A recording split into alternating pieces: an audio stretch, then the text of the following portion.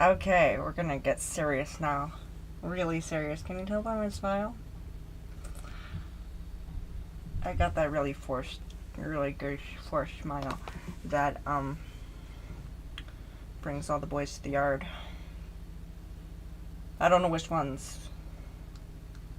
Might be the wrong ones. So yeah. Sure. We're gonna get our chat up and see. Oh, there's 0 people. I can't keep up with that many people. Yeah, it's just overwhelming. It was 0 before, so I was like, I can't keep track. So, what am I doing? Going entirely bonkers. Yet again. So, there's quite a few, and I'm gonna be going through, so this is actually, was the guy that, got me back into paranormal, the paranormal subject in itself. You know, it had been dormant a long time, and you know how it is, you go to that church and they're like, that's just evil. That's like a sin. It's like, no, it's not a sin. Actually, sin is just like it's a perspective. One person might say that it's one thing, and another is gonna be like, I do that all the time. I don't think no. Religion is You're about to see some of the creepiest videos found on the internet. Let's check them out. I like this guy. He has a sense of humor. A truck driver in Monterrey, Mexico has become the subject of an eerie mystery following a routine night shift on March 31st, 2024. While the drive itself was described as uneventful, the dashcam footage reviewed by the truck company's security team revealed a chilling sight. I'm gonna give you a like, okay? Because I like you. You're a good guy. At least in my head you are. There's a mysterious woman sitting in the cabin with the driver.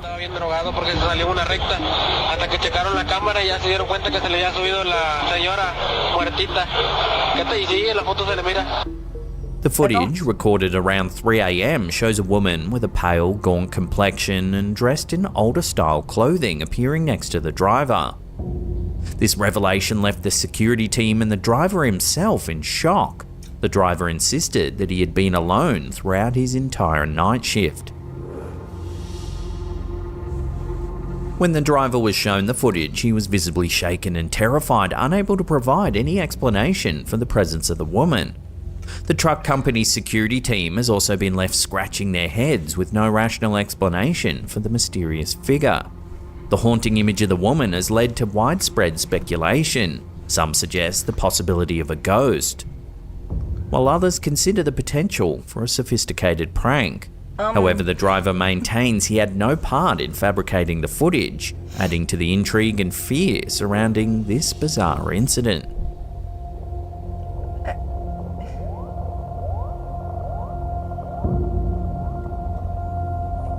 On July 6th, 2014... I don't understand the point of that. That was just weird. That was just like, we're looking at this woman who's obviously either... She's not tweaking out. She does not look like she's tweaking out. What it looks like is she's over-medicated and possibly is developmentally delayed. I would say developmentally disabled, as is politically correct. I don't see anything wrong. Am I missing it? Was I missing something that I, like, for 5 seconds? Because it doesn't look like there was anything wrong.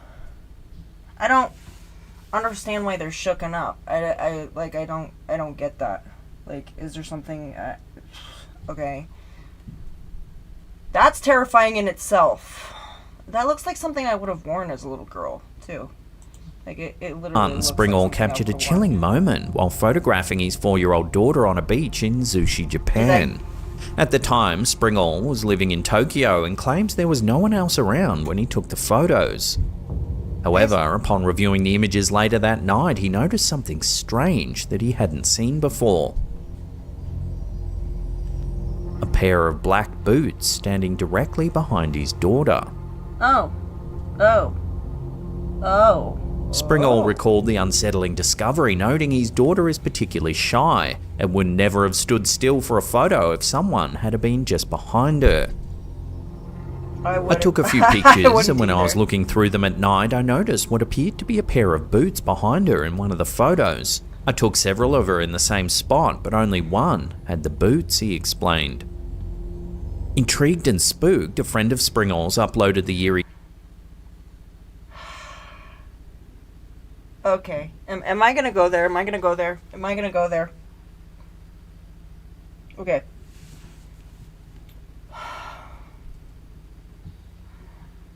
I'm gonna go there, yeah. Okay. Shout out to Slapped Ham. Love you. Respect you. Peace out, man. You know, you're my homie. You're my YouTube homie, whatever. Let's not make this weird. But I understand. Reddit is the place to go for strange phenomenon. There's phenomenon out there that you can only find on Reddit, but I'm gonna say Reddit is about as reliable as X is for information, and it's as reliable as Facebook. It's about as reliable as frickin' Wikipedia. In fact, I would trust Wikipedia over Reddit anytime. Because Wikipedia gives you information quickly, and yeah, it's been edited to death. But Reddit is literally just an algorithm. It's literally what we do in the comments section. So if you can kind of see down here, look at the comments. Do you see the comments here? The commenter, oh, it just keeps going and going and going.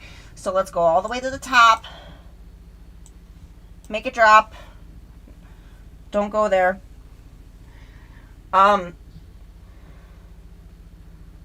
So yeah. In case you didn't know, Threads, you've probably been around the internet, and you're probably, if you're watching this, you're not an idiot. You're tech savvy enough to know what a thread is.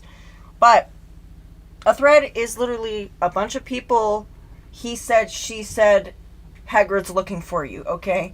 That's literally what it is. It's at that point, it's not even good information. It's almost like what happens with gossip. It's like, the next person says something, and then they say something, and then before you know it, it's this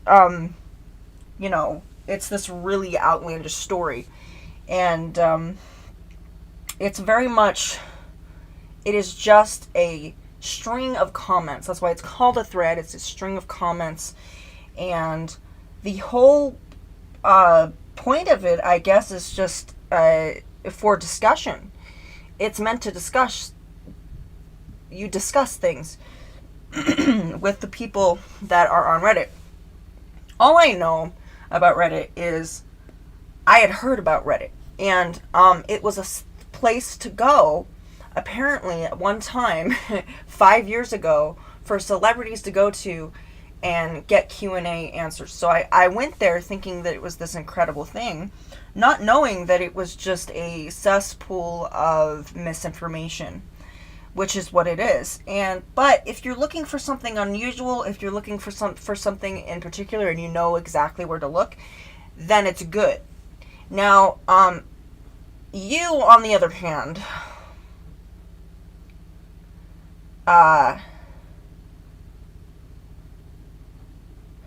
Callan, I believe your name is Callan. Callan, you know how to use YouTube. You know how to use Reddit. And you do it so classily. You do it with class. And you also are like Nuke's top 5. You're like Nuke because you give them the benefit of the doubt. I also dig the New Zealand accent, I don't know, since I was a little girl, I watched Lord of the Rings and fell in love with the accent. So I love the New Zealand accent. I mean, it's like, to me, it's more entertaining than Australian accent. I mean, Australian's entertaining, but New Zealand is just like so beautiful, and I just love the culture. I love the Maori. I love all of it, and so I'm saying, you know how to do it, but I'm gonna say, do not go here for good information. If you want strange phenomena, that's probably not going to be true. And I mean, when you look up something, when you Google something, and you say, hey, I'm looking for this, usually the fifth search engine will be Reddit. And sometimes I get so freaking bored that I'm like, you know what? Let me think about that. So, I got an account, like, I don't know, long time ago, like 2 years. And when I found out what it was, I was really bored by it.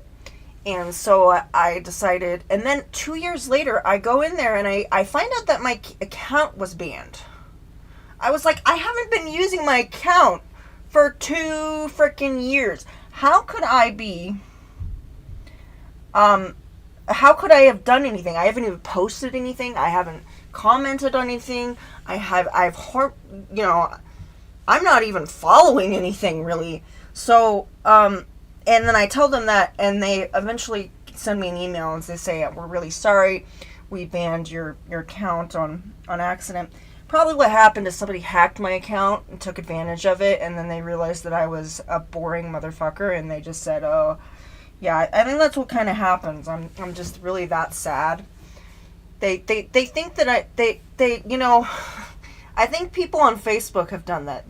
They go on my Facebook and they think that I'm important because, oh, I've got 450 friends, woo!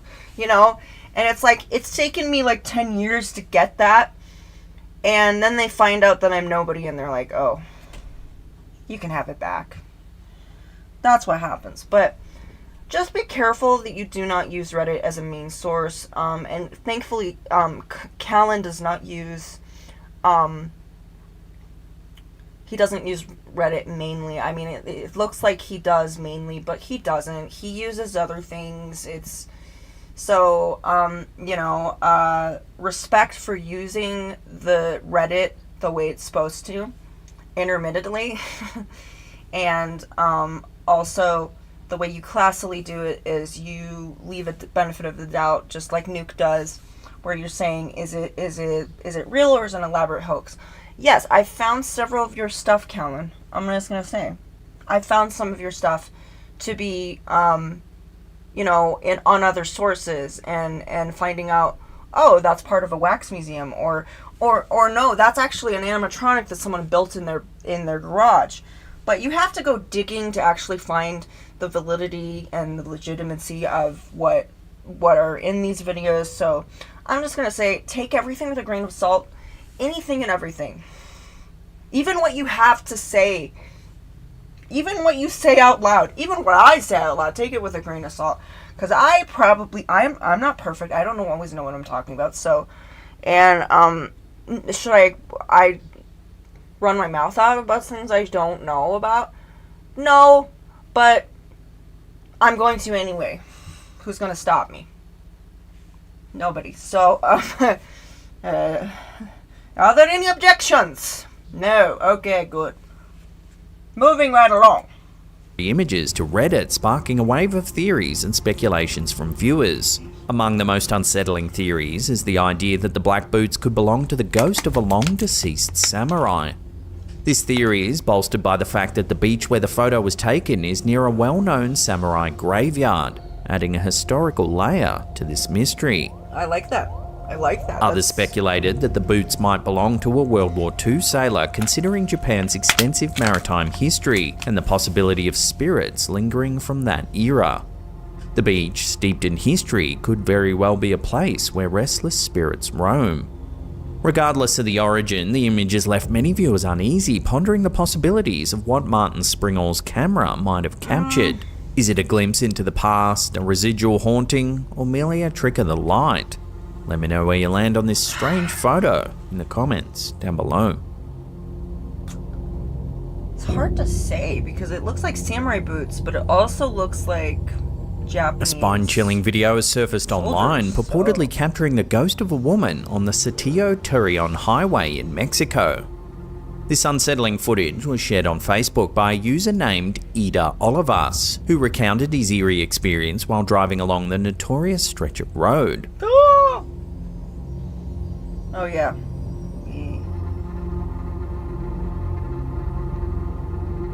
Olivas explained in his post that during his drive he noticed what appeared to be a woman running at an unusually high speed along the side of the road. Initially, So, yet again, I said this in a previous live, that the whole headless thing is a very easy thing to duplicate. All you need is, like, really massive shoulder pads, or, like, that frame, you know, the guards for a football thing, and a little bit of felt, and you can literally, just look up DIY Headless Horseman costumes. You can probably go and Google it. You can Google it, you can find it, and it will be there. It may take, you know, probably some material that you don't have already. But, you know, if you're a crafty person and you have material and you are already running your own Joann's in your you know, your she shed or your bitch barn or whatever you have, your garage, your, you know, your attic, your basement, wherever you got your rec room, okay, then it will be so easy to do. And if you're, you know, you could literally get somebody else to do it, and they could do it for you. I mean, it is so simple to do, the headless effect. And if you notice in a lot of the footage of the headless people, they have a massive upper body, and the reason for that is there needs to be enough room for them to hide. You know, they have to put their arms in, but they also have to be able to see. And when it's done correctly, it looks really realistic. And so shout out to those people that did that. I really think that they were, and I am like 99.9% sure that the previous ones that I saw were literally just fake Headless Horseman costumes. Heidi Klum has done it. Anybody can do it. And I mean, if you can get into one of those inflatable dinosaur costumes, you can do this yourself. It's not that not that hard to do. So, yeah. And it's so deceptively simple too. I mean, it's the whole, you know, you've seen it in costumes and such, where if you've seen, I don't know if you've seen Sweetums, or you've seen those really giant Muppets. And if you look closely, you can tell that there's a place where they can see out of. So all you have to do is have obviously a clear enough view, you know, and massive shoulders. And then, of course, have that nice round, so it looks like, you know, it's not just a pair of shoulders walking around. But, you know, if you do it right, it looks really freaking spooky. It looks really creepy. So, yeah, moving on along. I don't know what caused that. Probably some kind of program. I have no idea. he dismissed it as an optical doesn't look illusion, like the other especially ones. since everyone else in the car was asleep at the time. However, upon reviewing the car's dash cam footage, he was stunned to see a spectral silhouette indeed pass by at a high speed. According to Olivas, the sighting occurred during his return trip from Monterrey, Nuevo León. The recording has quickly gained traction, receiving over 1,000 reactions and numerous comments from other social media users. One particularly striking comment came from a young woman who claimed to have seen the same ghostly figure standing by some memorial crosses along the There we same go. highway. Olivas's experience adds to the growing number of eerie accounts associated with the Saltillo Torreon Highway. Stories of supernatural encounters on this road have circulated for years, with many attributing these sightings to restless spirits tied to past tragedies. Yeah. While some remain skeptical, dismissing the footage as a trick of the light or an overactive imagination, others are convinced that Olivas has indeed captured evidence of a ghostly presence. If my imagination could do that, oh my gosh, the things that I could do. Oh my goodness. Oh my gosh. You know, some of you must really think that schizophrenia and mental illness and having an overactive imagination is fun.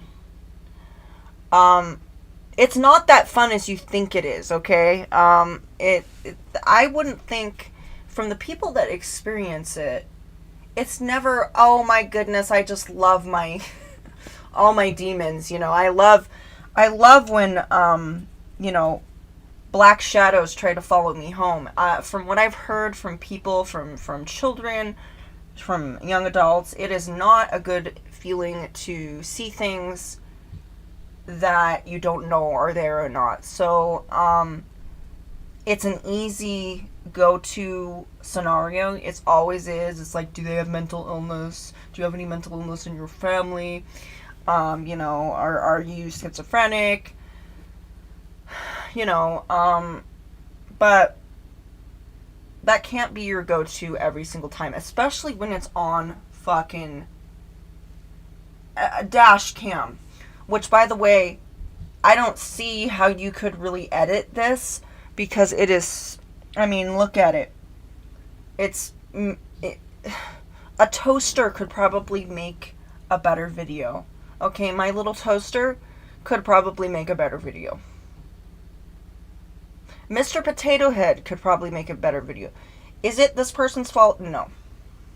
It's because it was a shit cam from Temu, or Temu, which I used to be a big fan of, until they told me, this is what pissed me off. I go to check out, I'm thinking, okay, you know, I'm just going to grab like two things. I'm going to save money. I'm not going to, you know, because it's easy to spend a lot of money on Temu. It's easy. It's very easy to spend $100 on there. I realize that. And I try to avoid that as much as possible. Because that's $100 I don't have anymore. You know? 100. So, I thought that. I was like, okay, let me grab two things.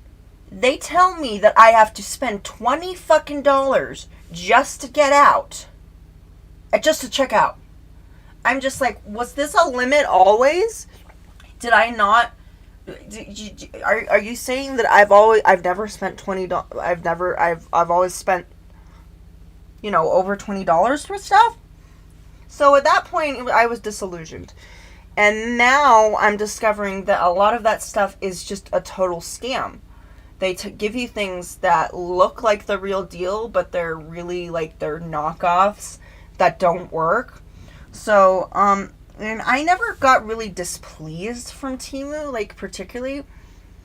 I mean, I got a lot of good jewelry, but I kind of went to AliExpress and went to there. But moving right along, I'm going to say that this is real. And this is why.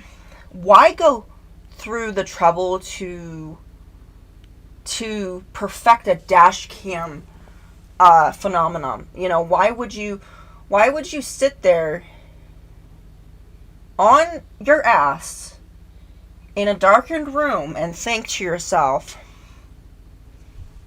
what can I edit today?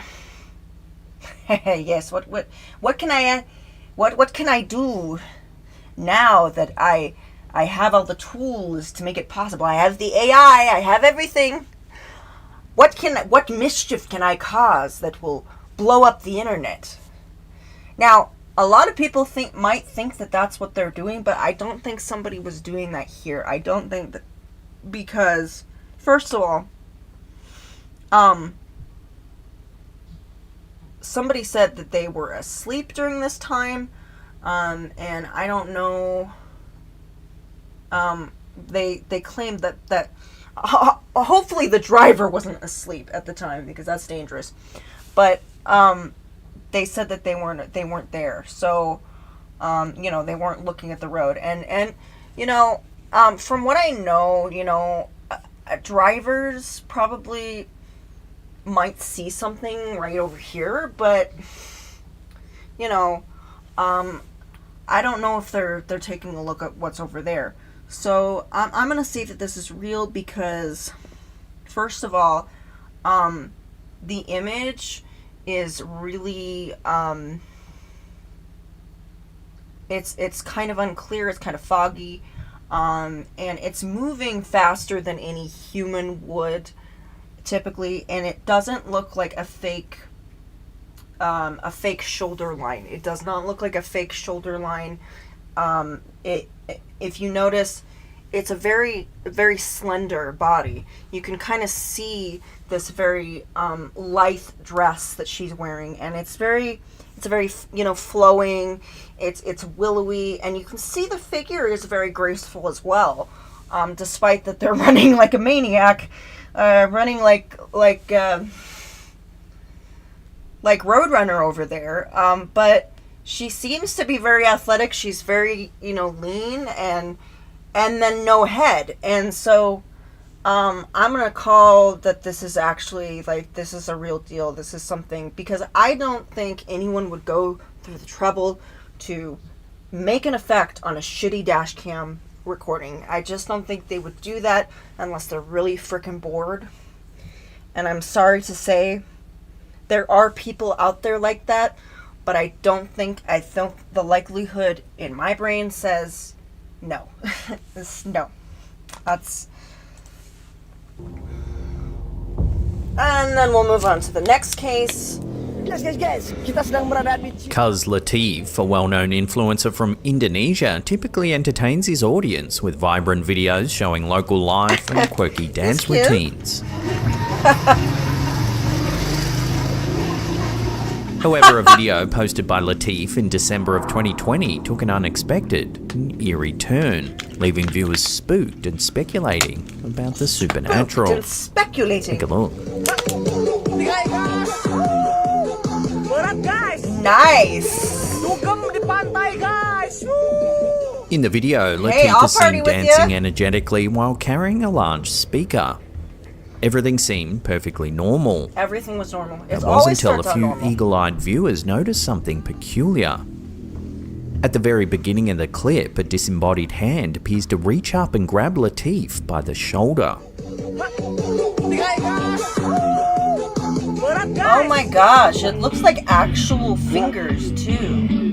Like it's actual This unsettling fingers. detail quickly captured the attention of his audience, and the video went Oh, viral just almost what I overnight. want. The unexpected presence of the hand led to widespread speculation and debate course it among did. his viewers. Many were convinced that Latif had inadvertently captured a ghost on camera, No, that's not how you while edit others it. scrambled to find a more rational explanation. I don't know. Responding maybe... to the viral sensation, Latif addressed his followers, stating that while he was accompanied by a few friends during the shoot, there was no one behind him at the time. He admits he has no explanation for the eerie hand. Wow. While Cuz Latif continues to entertain his followers with his usual content, the December 2020 I'm getting video stands entertained. out as a chilling reminder of the unknown, leaving many to wonder about the true nature of the disembodied hand and the potential for supernatural phenomena. Dugem di pantai guys. But where is he now? Where is he now? TikTok has been banned now. It's been banned in India. I don't know if it's banned in Indonesia or Singapore, which is Indonesia. I don't know if it's banned there. But he seems like the life of the party. I would be down with partying with him. I wouldn't mind, downing a few margaritas with him. I mean, mojitos, maybe some mojitos, He looks like a really good buddy to go drinking, going out to drink. Probably not real reliable as far as relationships go, but who knows? Maybe he's a great guy. I don't know, he seems fun. I'm getting entertained. It's too bad we don't have TikTok anymore. So sad, too bad, so sad. I'm sorry. I didn't start the fire. Apparently, we need to address something very serious. So, the fires in California. Well, the police have been investigating, and uh, Billy Joel, he pretty much refused and said that he didn't start the fire. I personally don't believe him. Okay, that was a joke. There's a meme going around that says that they were investigating Billy Joel because there's a song that's called "We Didn't Start the Fire." You know, that's kind of the main gist of it. Please don't have me sing anymore. But yeah, that's the main gist of it. And he sung a song, and at first I was really offended by it, and then I started laughing hysterically because I got the joke. The joke is so lame, but it's funny because, but no disrespect to those who have been consumed by fires. I'm so sorry if that's happened to you. I'm just trying to bring some light into the situation. I mean, you know, we're all looking for someone to blame, and Billy Joel's name came up. And I didn't get it at first, but then I remembered that song, and I was like, that's funny. That's gotta be funny. It's funny. I think we need that kind of humor now. I mean, that's what I primarily go to Facebook for. I go there because it's like, I go there because of the memes, okay? You know, the memes, you know, tickle my funny bone. And so, I continue to go there. And, you know, I have a couple friends, you know. A couple of them. Just a few hundred of them. No, it sounds like I have a lot of friends, but it's more of like somebody sends me a friend and they're a friend of a friend of a friend of a friend of a friend of a friend of a friend. Oh, you're a mutual friend. Yeah, it's one of those things. Woo!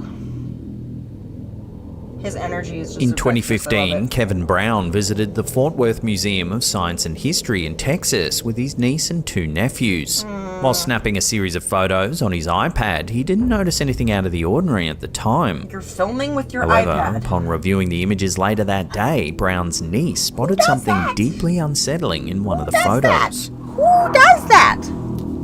Seriously.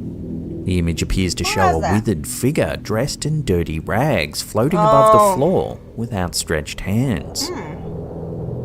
I don't know. That doesn't really look like outstretched. She's more of just This like. eerie discovery left both Brown and his niece profoundly disturbed. I think I'm going to get the unsalted The Fort Worth button Museum today. of Science and History has a history of strange occurrences, particularly during its hosting of a Titanic exhibition.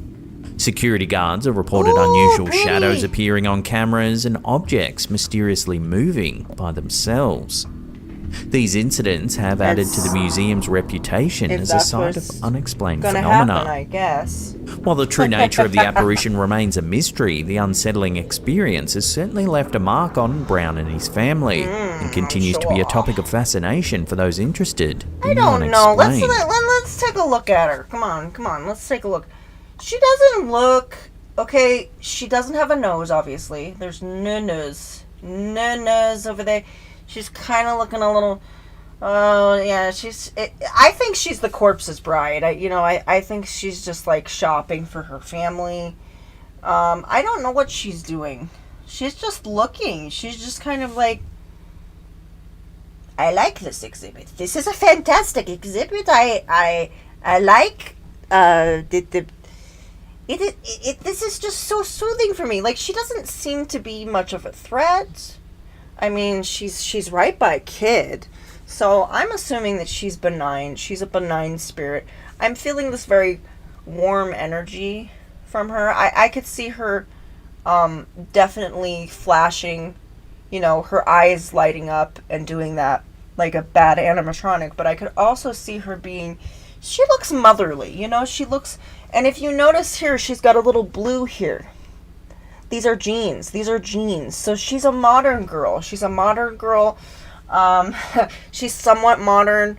I think she died at some point, and I think she's just kind of chilling right here. She's just chilling, and She doesn't seem to be a threat to anybody. Like, nobody else is noticing.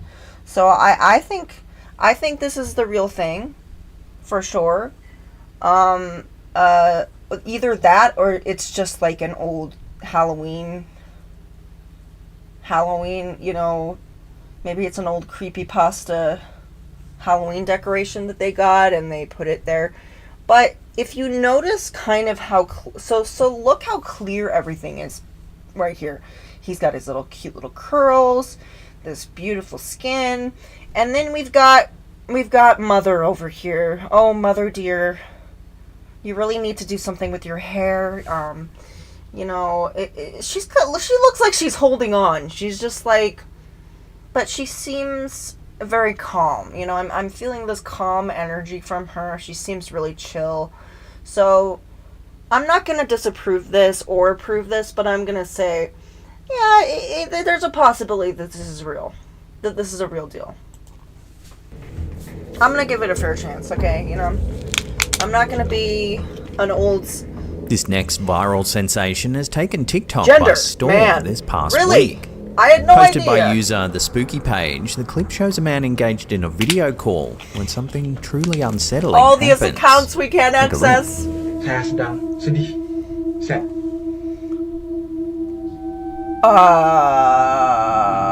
A door He's suddenly like- opens all by itself. He's like double taking. While this moment alone is eerie enough, things get even stranger. Expression. The shock. facial recognition software Expression. being used during the video call highlights a presence in the room. Woman. According to the app, it identifies a woman with an angry expression, estimating her age to be between 560 and 565 years old. Okay, well, I wish I could compliment her on her age because I can't see her. I don't know if she's angry. I don't know. The way it kind of opens is kind of like, she's kind of just opening it. She's kind of going. So, did you finish your homework? Like, I don't know. It's more of a sassy open. She kind of opened it sassily. She's like, so, you're into TikTok now. Wow. Let me tell you about that. I think this is just a sassy sister, you know? Not sassy mom, sassy sister. I think the last one was the sassy mom. Oh, no, she didn't look sassy. The last one in the museum, she was okay. She was just chilling in the museum, chilling like a villain. The eerie event has sparked a flurry of reactions. But while some let's viewers see believe when it's it merely a opens glitch again. in the It's opening. software, others are more intrigued by the initial cause of the door Yeah, opening. that's not really This has angry. led to speculation about the capabilities of facial recognition technology, with some wondering if it might be able to detect entities or presences that are invisible to the naked eye. Well, yes, The unsettling combination of the door opening all on its own and the bizarre identification by the software has left many viewers both fascinated and creeped out. Could it be possible that this technology is 560 picking to up on something 565. paranormal? Or is it just a series of coincidental glitches? Well, now she doesn't just know where you live. She knows your age now. Your expression is normal. I don't know. That looks pretty normal to me. It looks normal. But how does it know that she's angry? You know, there's certain things, I'm gonna say technology is fantastic, and when you use it correctly, it's awesome. But there's certain things that technology can't do, and technology can't replace a REM pod. Technology cannot detect the temperature, or that kind of thing. But I'm gonna say through patience and good energy and a good attitude and just obviously respect for the spirits, you can get just about, if you find the right one, you can find apps out there that can effectively communicate with spirits. Now, it's not as good as an old trusty Ouija board. It's not as good as actually communing with the spirits yourself and invoking them like I do. Invoking, as I said, is a kind of, it's the opposite of possession. It's what possession should be, in essentially. It's what's natural to a spirit. What is natural to a spirit is to kind of just flow through life, you know. They enter you, and it is a willing participation. It is a cooperation, a synonymous harmony. You are in control, they are in control, but you're not in control of each other. That doesn't work that way. When the spirit tries to dominate the other, the vessel becomes damaged. And that's why it's very unnatural for spirits to want to possess them. When they, in fact, I have come across about hundreds of different demonic entities, and most of them will say, I have actually had them say to me that possession in itself is just disgusting to them. They don't like it. It's uncomfortable. I asked a demon once, I said, what was that like? And he said it was like freaking out. It was like tripping out. It was like I was schizophrenic. It was like I was mentally ill. And he said he did not like that feeling, and he did not want to do it again. And the reason demons kind of take their position outside of the body is because they are aware that forcefully entering into a body is going to cause damage. And it does, because spirits are supposed to be one with us. They're supposed to live in harmony with us. But because of religious beliefs and a lot of misconceptions and fears and traumatic experiences, we've been told otherwise. I can tell you from a fact, I am a medium, I am a psychic, I know these things, and I'm not saying my experiences are any better than yours. I am so sorry if you've had a bad experience. That was probably a bad spirit, or a mischievous spirit, or it was a spirit that just did not respect your boundaries, and that's not okay. But for most demons, most spirits in general, see that as a abomination. They see that as a parasitic practice, because they're taking away from something. Now, if somebody violates you, let's say somebody gets into your room and you don't want them there, or somebody gets into your space, you're taking something away from them. And a demon or whatever entity that does that is gonna do some really bad, like sometimes even permanent damage, because something that should have been like a beautiful union, that should have been something very beautiful where you shared your thoughts with them and they shared your thoughts with you, you know, turns into this mystic, you know, evil thing, because we see The Exorcist, we see, you know, everybody on social media, on YouTube, and they're all talking about these shocking stories just because they went to a place, or they touched something, or they had a Ouija session, and everybody comes to these conclusions. Well, I had this experience, and somebody else had this experience, and this was in a movie, and this was a YouTuber, that they think that, you know, it's mystic, you know, it's evil, and it's like, no, okay, evil is in your perspective, okay? So, you know, you can have your idea of what evil is to you. I have mine. Now, very rarely are you going to find people that have your same perspective and your same belief. Unless you're going to the same church, or you're going to the same group, or you're in the same group chat. You're not going to be, even then, you're not going to have someone that's going to have your same political opinion, your same spiritual, religious opinion. You're not going to find it. So it's really important to be respectful of other people and allow them to have experiences. Even if you think that it may be dangerous, are they physically going to harm someone? Are they physically harming themselves? Probably not. I mean, worse things have happened. I mean, I try to tell people, okay, you're worried about your children playing with Ouija boards when your child can literally, at the age of 5, grab a hold of your phone and pretty much match up with some guy on Tinder, okay? You're worried about that? You're worried about your kids already are dating, and they're 10 years old. So might want to set your priorities straight.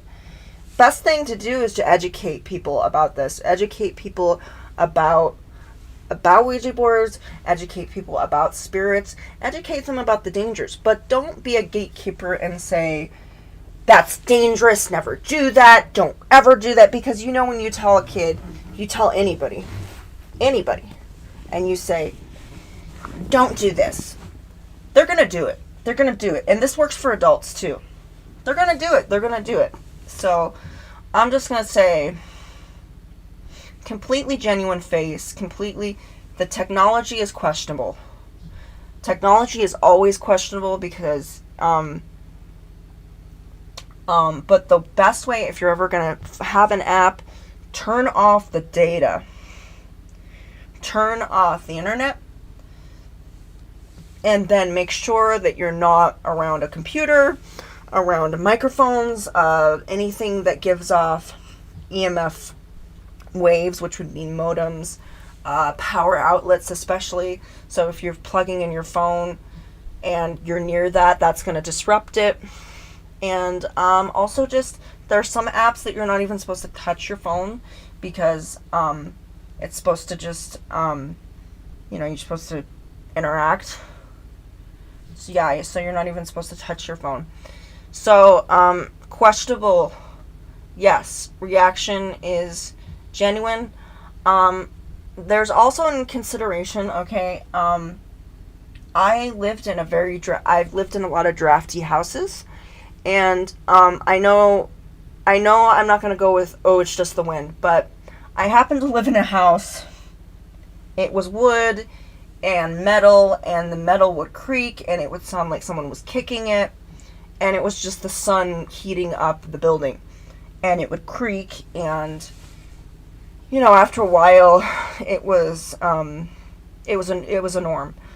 But the one thing that happened is if anybody shut the door forcefully from downstairs, it would shake the building to the point that my door would open. So it was a little spooky, but then I realized that those two things were related, and I had a logical explanation for it, and I wasn't scared of it. But there were several times that my door would just fly open, and I the first thing I was like, whoa, what's that? And then I'd realize my window was open, that kind of thing. So always go with the logical explanation first, and then if you can't explain it logically, obviously there's something else more going on. Because if you don't have that person that's going to be like, okay, we got to think logically, we got to think scientifically, how is this scientifically possible? Okay, well, it isn't. So we got to roll out on the spiritual. So you got to have that balance between science and faith. You got to have that balance between science and the spiritual, because science can only get you so far, spirituals can only get you so far. So that's why there's got to be a balance. Although I angry. What is she angry about? Coming up in our last segment in just a few seconds, we I'm take a feeling look at the feeling disturbing angry photo about that. captured inside of a Spanish I didn't town mean it hall. But before we do, remember to hit that subscribe button, tickle that little bell icon there, and turn on all channel notifications. That way you'll be notified every time we drop our scary and intriguing episodes. I don't have that. In February 2017, a council official in the Spanish town of Vegas del Genil captured an eerie image of what appears to be a young girl in the hallway of the local town hall. That looks like a doll.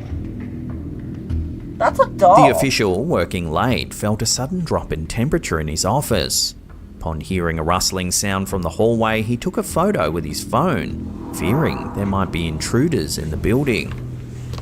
At first glance, the hallway appeared completely empty. This is However, the hall. when reviewing the photos later, he noticed the figure of a young girl peering back at him.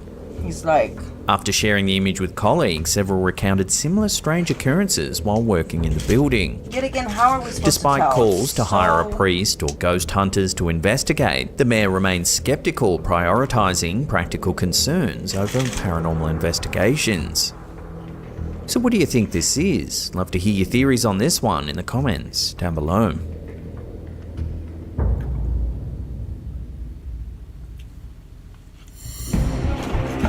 Have you ever heard of the disturbing case of the exorcism of Kennedy Aoife?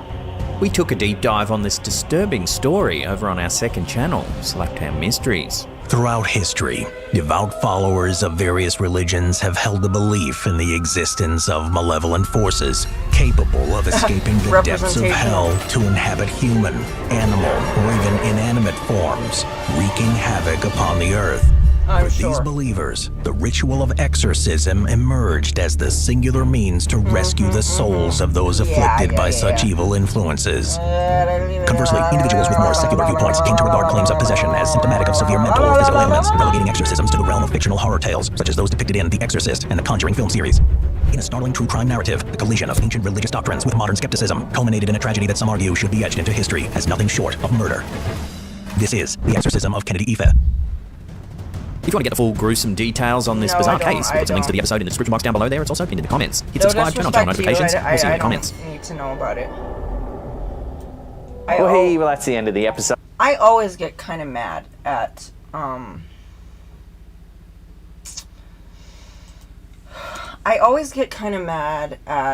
the exorcism stories because first of all, there's no knowing if there are spirits that are there for a purpose, to help us, to guide us in this life, and sometimes they may pass through us and enter us, and we may channel them unknowingly, but it's never to the point where we are, we've lost control. Sometimes it can be a simple thing as saying something you wouldn't normally say. It can be something as simple as telling someone something that no one else could know. Or maybe all of a sudden you get this inspiration to do something, or you get a boost of confidence. Now, it could very well just be that you're around good people and the energy is good and you've got good people to help you out. Or better yet, but I'm gonna say, I've always been told that exorcism is dangerous, and I have to agree. From both a religious perspective, from a spiritual perspective, from any kind of perspective, I'm just gonna say in general, it's dangerous. Because there are many things, there are many types of mental illness that, as well as many tweaker symptoms that, and drugs that you can go on, or drugs that you can get off of, if you don't have enough of a drug in your system, that can simulate what looks like possession. And, it was believed that when a child had a seizure, that they were possessed. And some of these things are medically treatable and are, can be treated, some can't. But if it is something that is medical, having an exorcism is going to do more harm than good. Another thing is, since there are spirits that protect us and help us, who is to say that the spirit that is within us isn't actually keeping us alive? Because if that spirit, for instance, is trying to keep us alive or trying to protect us, and, if you believe in the good against evil, angel against demon, let's say for a moment that a good spirit has entered them and is trying to protect them from the evil. Now, if you choose to do an exorcism, and you do all your Hail Marys, and you do all your, your voodoo rituals and stuff, whatever suits your fancy, no judgment here, No disrespect to the voodoo community. I respect them. I respect all magical practitioners. But, who is to say that you pretty much ruined their only chance of actually being saved? Because there are spirits that can harm us, and there are spirits that can help us, that can actually boost our energy, that can boost our confidence, that can help us, that can even heal us. I have had experiences with that. I actually have a haunted vessel here. I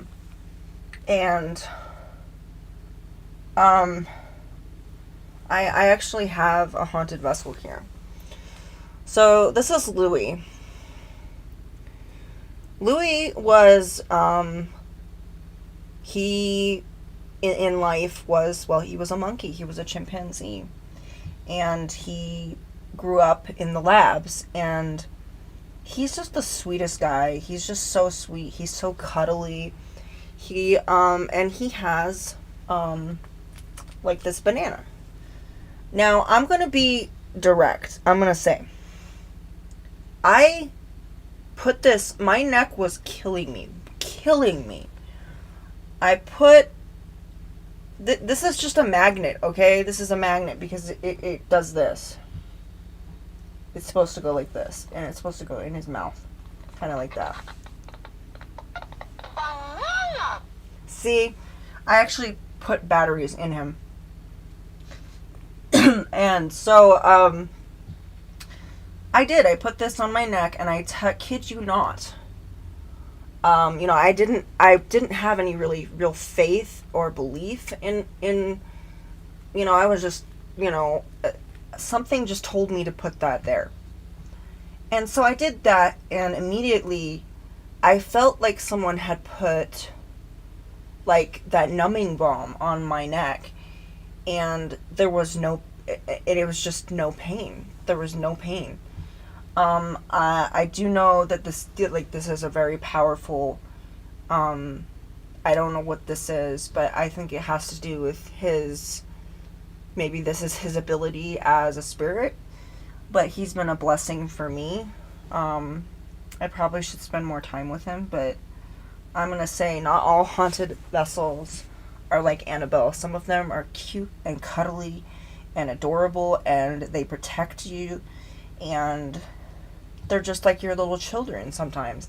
And some people will mock and scoff and be like, oh, that's haunted, that's just evil. No, what's evil is ignorance, okay? That's the evil. When you choose not to educate yourself about the fact that there may be something else out there. There may be something else out there beyond us, beyond our control. Somebody that is looking out for us. And for me, as a person, I've always sought that out. I think that's why I went to church, because I wanted to know if there was something out there that was going to protect, that was protecting me. There was somebody out there that was seeing what I was going through. And I was never alone. I was never alone. And I'm going to say, if you have spirits that are watching you, there may be a reason. Because they may be looking out for you. And they may be actually protecting you. And how are you to know if they are? If you don't open your mind to it. You don't have to let them into your heart, let them into your soul, let them into your mind.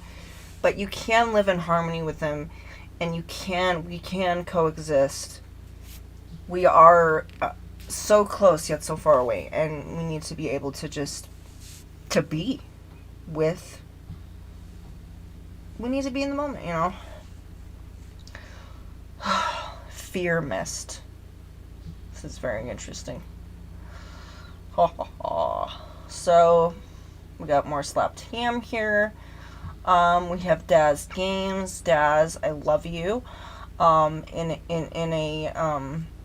a YouTuber kind of way. Meaning I love you as in the fact that I respect you tremendously. As in the fact that I disrespect you tremendously, let's be professional, shall we?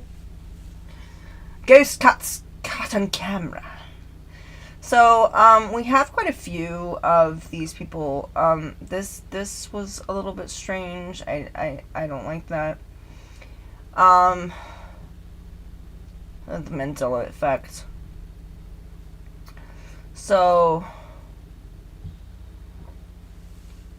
yeah, top 8 scary. So, fearsome top 5 might actually be good because I think I have watched him before. So, well, that was dramatic. I like that. Welcome to Fearsome Top 5. Prepare to witness 8 scary videos of paranormal activity. I like it. Number 1. I don't think I've... The WV Paranormal TikTok account is run by a man who lives deep in the woods with his family. After a series of unsettling encounters, he decided to install cameras around his property. And late one night, one of these cameras caught something that made his blood run cold. It's a table! Oh dear!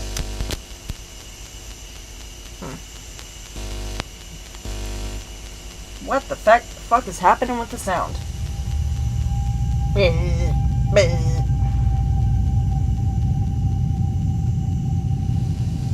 hope that's not on my end.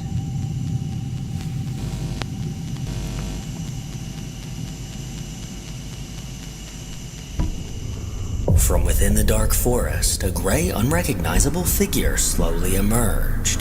This disturbing creature seemed to have unnaturally long, thin arms, unlike anything I've ever encountered. 5 days later, another notification from the camera appeared. This time, the footage revealed a chillingly clear glimpse of whatever had been lurking in the woods. Okay. Can we see?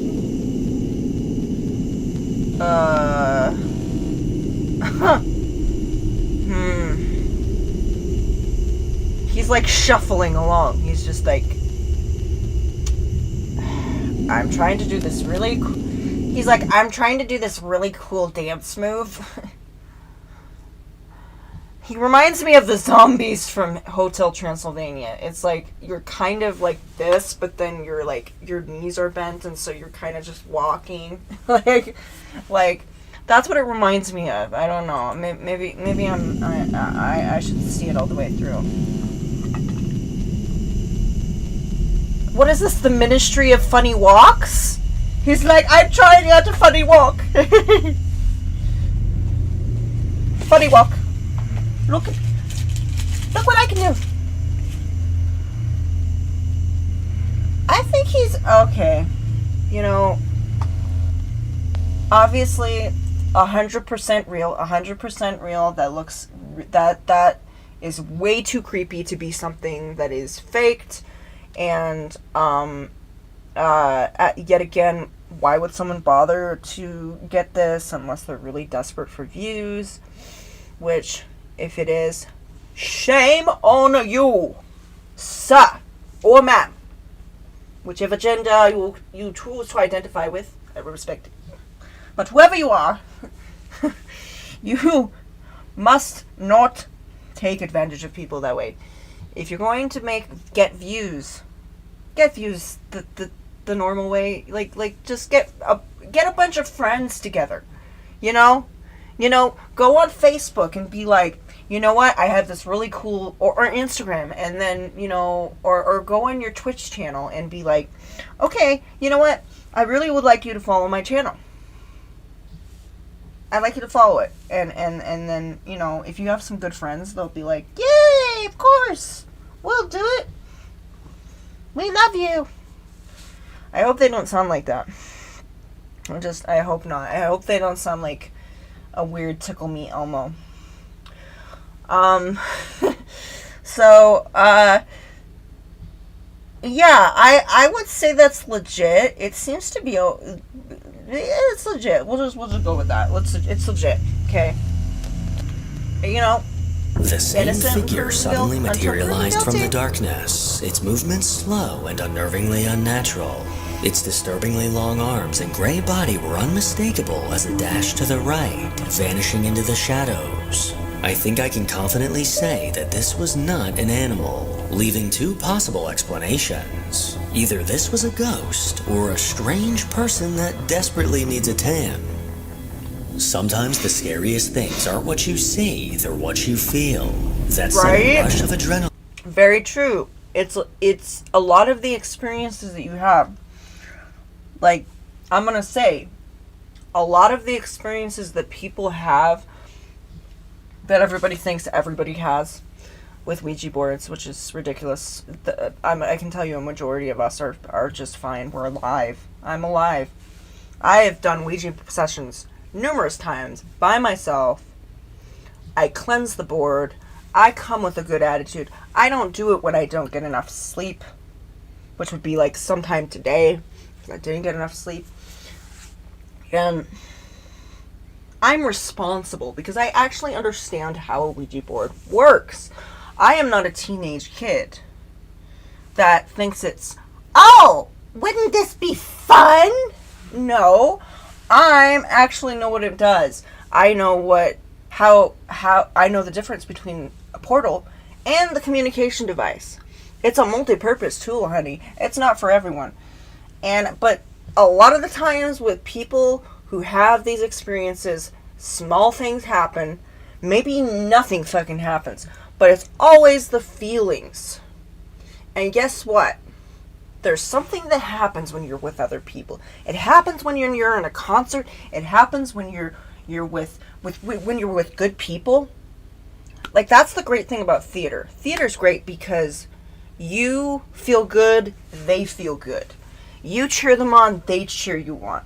And there's a cohesion, a bond between the performers because they realize that you're working hard, they're working hard, and you are doing it together. And when you get it down and you get that choreography, you get those lines down, it is magical.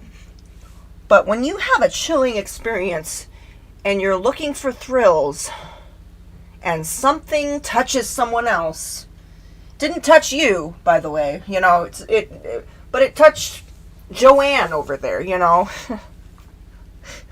during the sleepover, and she's like, oh my gosh, something touched me. What touched you? I don't know, it was something else. And, you know, they realize it's the dog, you know, the dog was licking them or something. It's so, oh, and then someone starts screaming, and then all of you guys start screaming, which, you know, when girls get together, and kids in general get together, of any gender, they form a cohesion, and, you know, how they say strength in numbers, stupidity is in numbers too. And it's a very powerful force. So when you're feeling something and you're around a group, you're feeling what they're feeling. You're having natural empathy with them because you're there for the same reason. You're there to have a good time. You're there to get creeped out. So it's a shared experience, and if it's a bad experience, you're sharing their bad experience. So it's quite possible if you tried it again, you're probably not going to have that experience. But, you know, if it's really that much of a trauma for you, just don't use it. Don't use it, but don't discourage other people from using it. Because many people use Ouija boards and they're fine, okay? I happen to know for a fact the whole cast for the first the movie Ouija, or Ouija, however you want to say it, actually did Ouija sessions. And they're still alive. They're not possessed. They are doing fantastic. In fact, one of those actresses is actually starring in House of Dragon right now. She is successful. She is happy. She looks healthy to me. I don't know. I am not her doctor, but you know, I'm saying is just because you think something bad does not mean it's going to be bad. It might be bad for you, but it's not going to be bad for someone else. So as I said, let people have an experience. And you're thinking, well, what if, you mean I'm just going to let my children have bad experience? No, I'm saying is if you're you know, your daughter is going to do something. Let's say that she takes up rock climbing. Are you going to say, no, don't take up rock climbing, it's too dangerous? No. You're going to give her lessons. You're going to tell her, hey, let's get lessons. Let's do this together. Because that way, you're going to feel like, you know, you're doing it with her and you're learning with her. Make it a learning experience for both of you, you know? Make it fun. Does it have to be Ouija boards? No, it could be anything. But I'm just saying, Ouija boards don't really kill people. Technology kills people. How many times has a Ouija board given out personal information and credit card and your credit card number and given your address to a potential serial killer? Never. Never. It'll give you a name of the serial killer, but probably not an address, because, you know, that's kind of pushing it. That would be kind of rude. That would be like, who killed you? Yeah, and that's considered poor etiquette when you're a paranormal investigator, not to ask how they died. Most are just kind of willing. I mean, most are pretty honest about it. They'll tell you, but, you know, on the occasion that some of them are kind of sensitive about how they died. So you might not want to ask them how they died. I mean, that's kind of a weird thing to do anyway. Show us a sign and tell us how you died. Like, if I was a spirit, I would be like, are you like gonna take me, are you like gonna ask me how my day was first? I mean, come on. Like, I showed up, I came when you announced, I mean, you opened the session for me, I assume, and now you want me to show you a sign? I'm already here, bitch. What else am I supposed to give you? Am I supposed to fix you dinner or something? Like, is this dinner in a show or something? I don't understand. Like, I would just be like, that's just rude. I mean, just imagine you're a ghost just wandering around the streets and someone asks you, so how did you die? Oh my gosh, that's like asking what color, in the ghost realm, that's like asking them what color your underwear is. Like, what color your underwear? I'm not gonna tell you.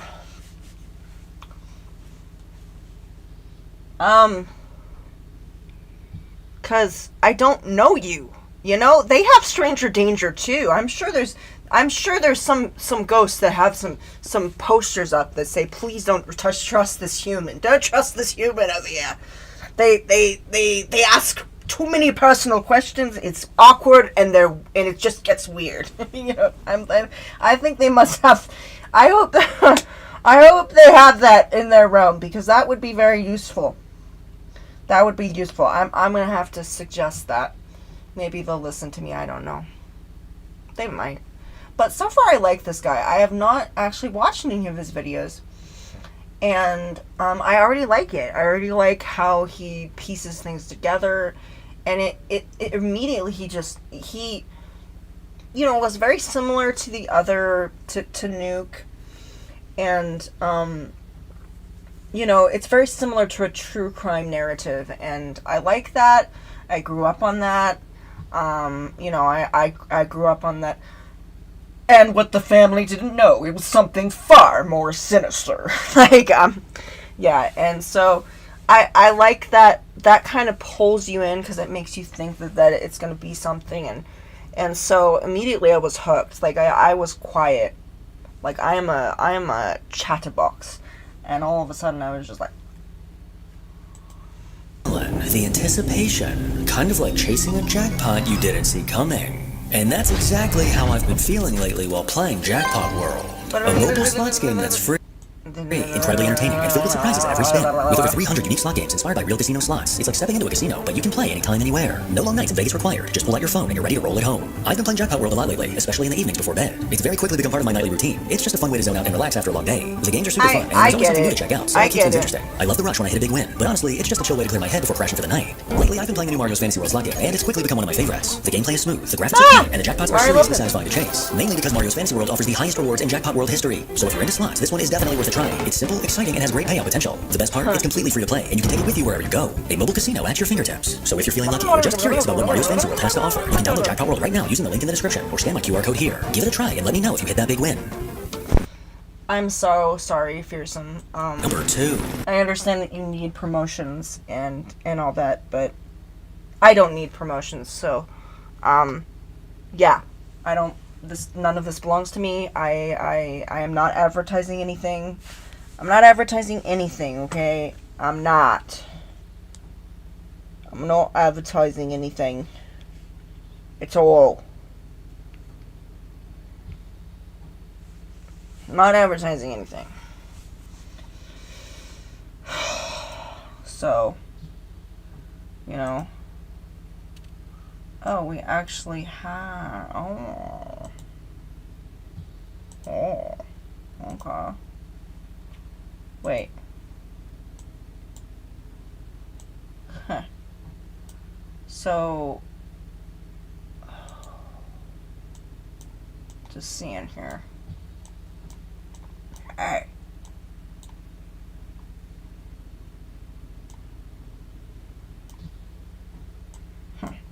Yeah.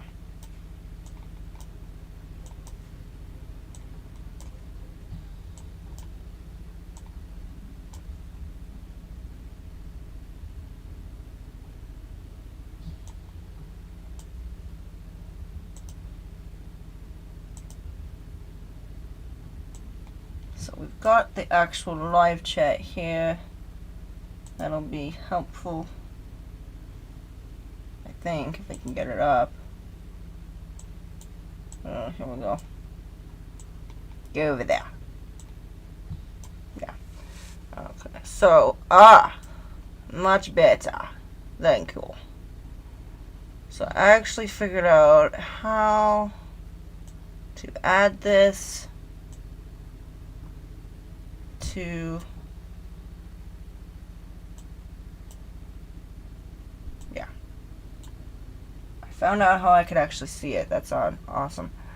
Okay, now back to... With cameras practically everywhere these days, it's inevitable that strange things are sometimes caught. Things that have left viewers stumped and searching for answers. And some of these videos eventually end up on the unexplained subreddit. A Reddit user named RedNinja629 found himself on this subreddit, eagerly hoping that someone could explain the video he would Don't! It's a trap! One day at 6:17 p.m., his mom caught a glimpse of something bizarre on their home security camera. He watched the footage and was left puzzled at what he saw.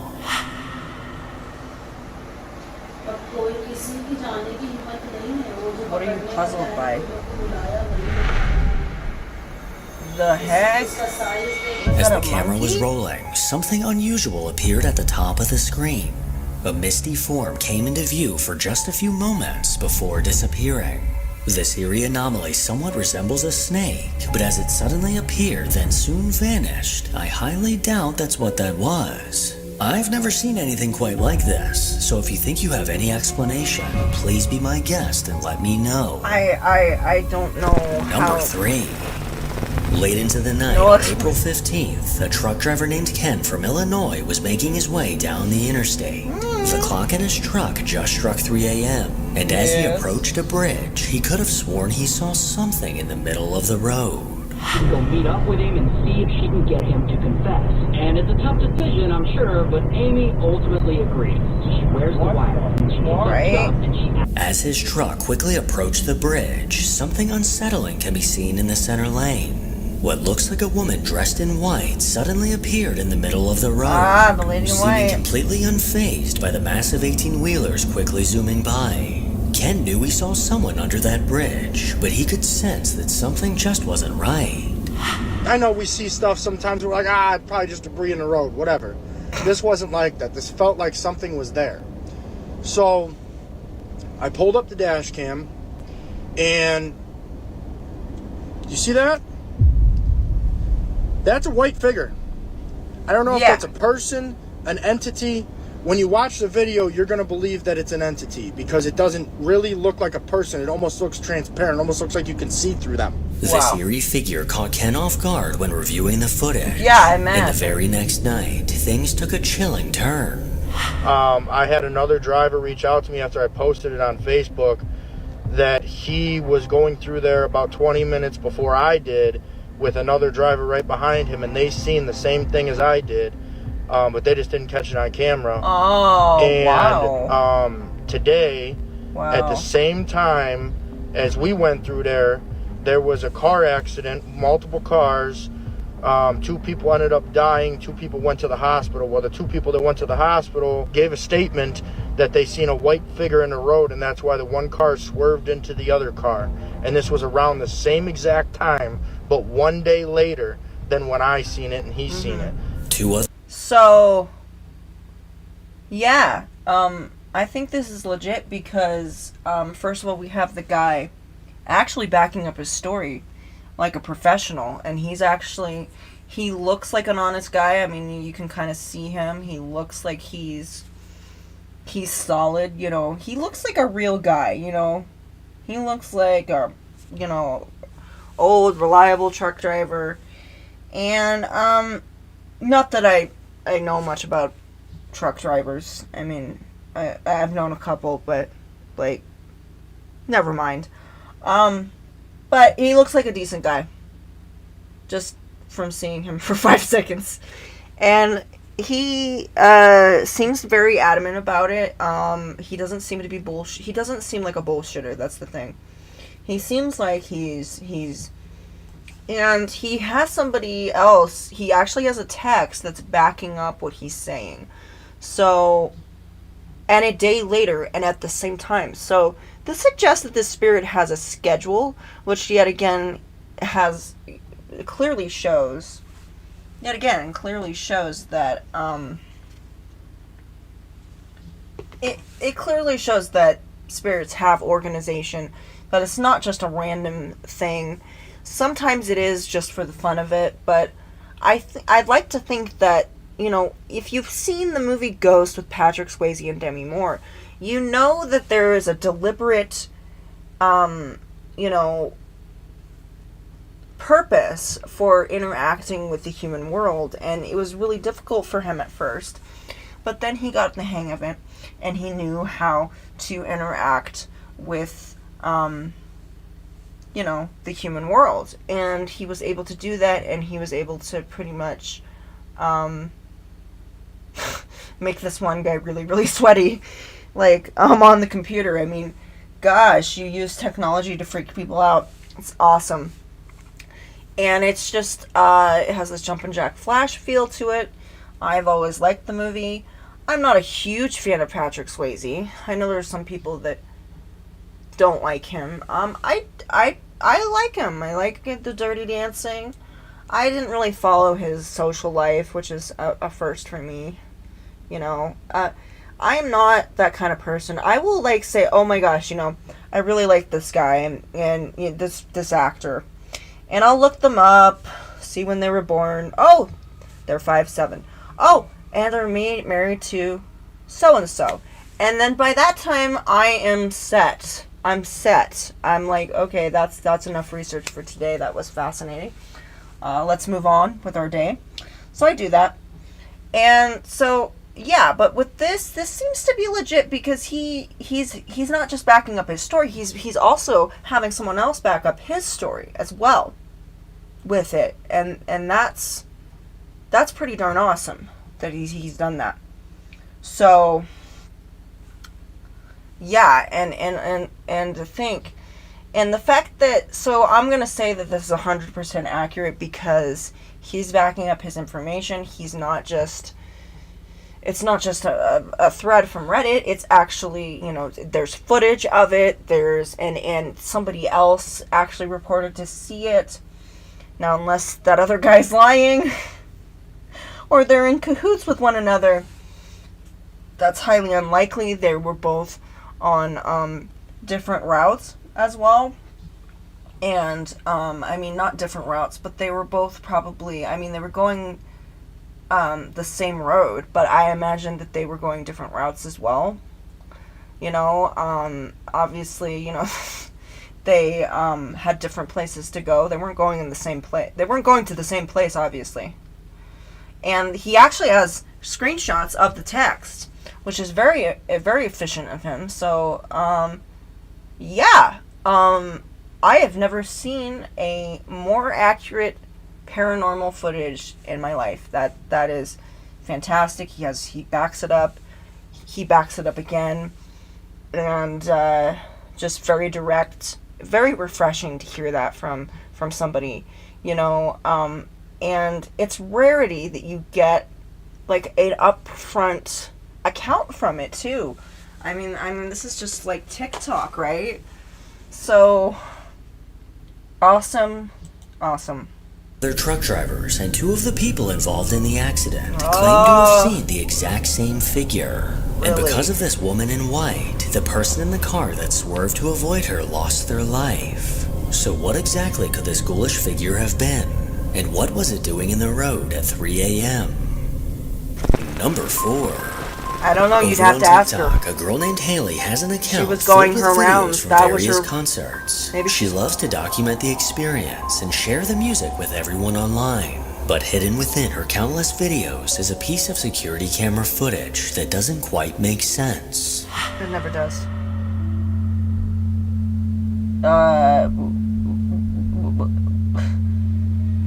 What is that? A pipe cleaner?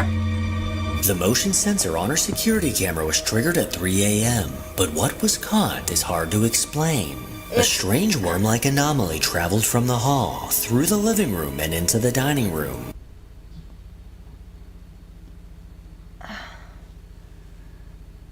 What, is that worm from SpongeBob? Chocolate? Chocolate!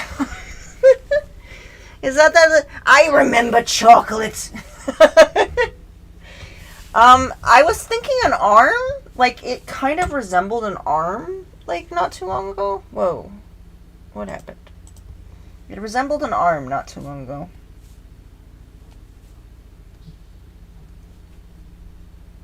Yeah, it resembled an arm not too long ago. So, if you kind of notice there, it's like, there's a shoulder right there. And I think it's an outline of an arm. You know, that's like maybe the part of the dress. Like maybe it's a fringe or something. I don't know. This incredibly bizarre presence is unlike anything I've But ever seen. it also seems As you to can have imagine, the comments on this something- video were incredibly helpful, with one person saying, "Me at 3 a.m. going to get snacks, trying not to wake the whole house." Now, whether this is a ghost or Right? a strange floating worm, let me know what you think.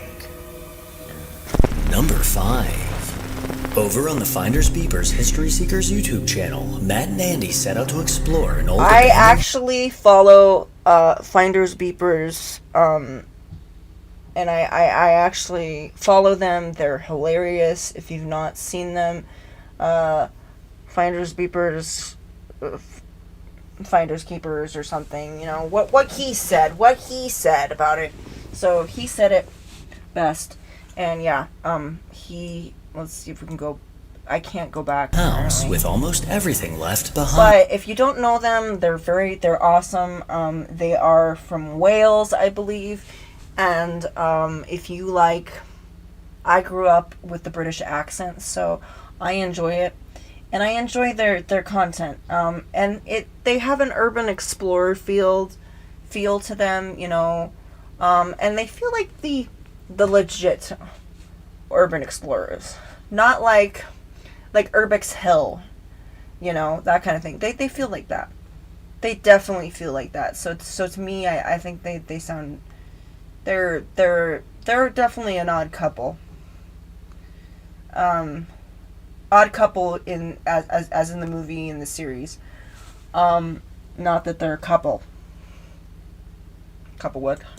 No. And along for the adventure was Matt's dog Bear, with I a don't remember GoPro them strapped having to a his dog. back to capture his point of view. The guys made their way to the living room, but as they dug through the forgotten items, they heard something coming from another part of the house.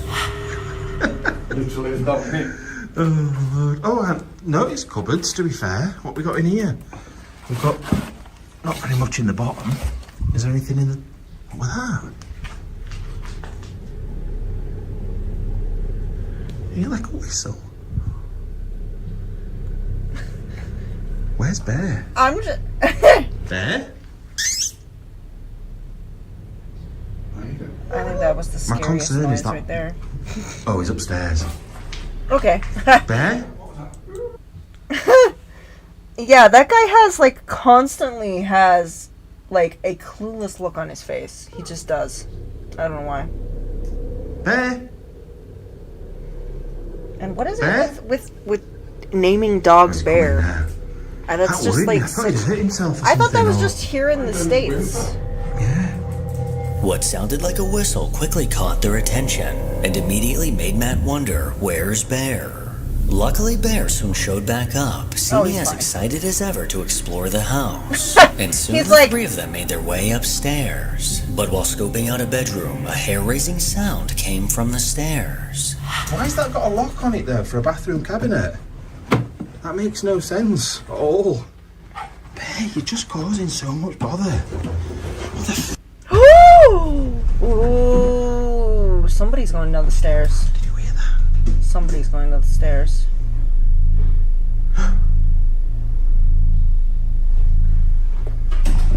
Someone has just run down those stairs.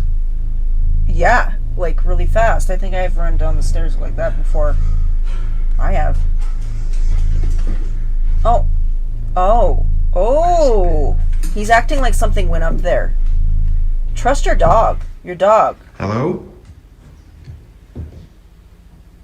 Trust your dog. Trust them. Hello?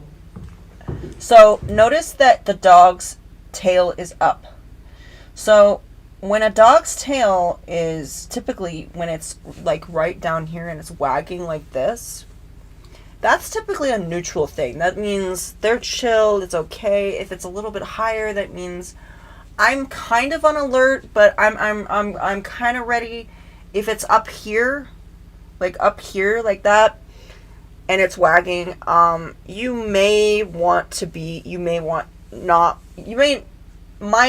might not. As soon as I figure out how to use the English language, you may not want to approach that dog. Okay? Just be cautious. But if the tail is going up like this, that means they are on alert. They are on alert. They're on watchdog duty. They saw something. They're not going to let up about it. They're not. They might pounce. They might kill. I don't know. But they are ready. They are ready to go. They're ready whenever it is. Now, it can mean different things. Tail wags can mean different things, obviously. They don't always, but I mean, obviously this dog has a cute little stubby tail, which is adorable. But you can see that it's very much it's vertical. It's almost completely vertical. So and it's up at attention like this, which means he saw something. He knows something was there. He his senses are awake. He's ready to go. So he knows something was there, and he heard it. And dogs have a very good, extremely most dogs do have an extremely acute sense of hearing. You know, their hearing is excellent. And of course their nose probably being, you know, what people know them for.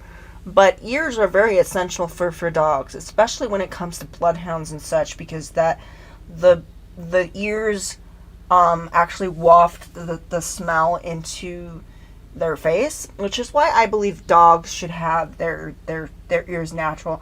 I don't believe in that cropping of the ear thing. If you've done it, oh well, but I think it's cruel. I think it looks stupid.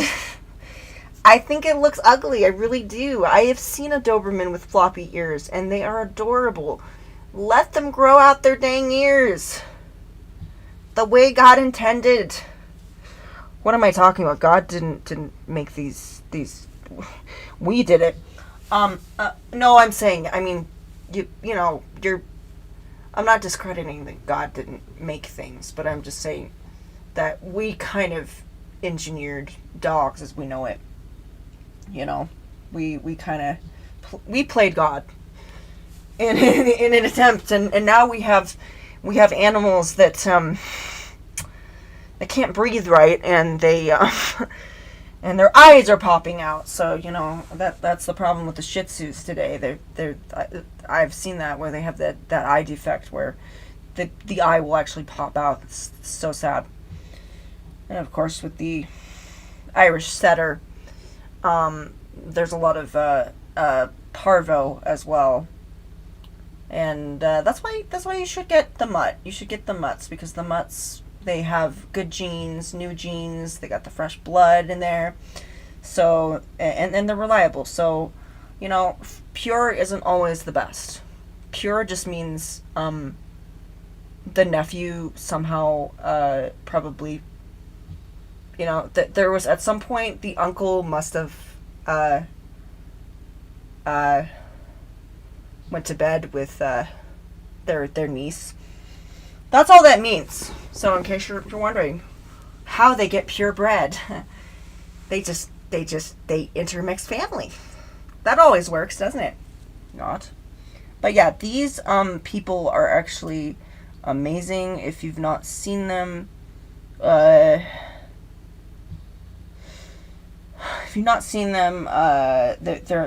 really awesome, and they're very funny. And even if nothing happens, you know, in their videos, you know, sometimes they do hope that they find some. And I'm gonna say, a lot of the times, nothing happens. You know, a lot of the times nothing happens.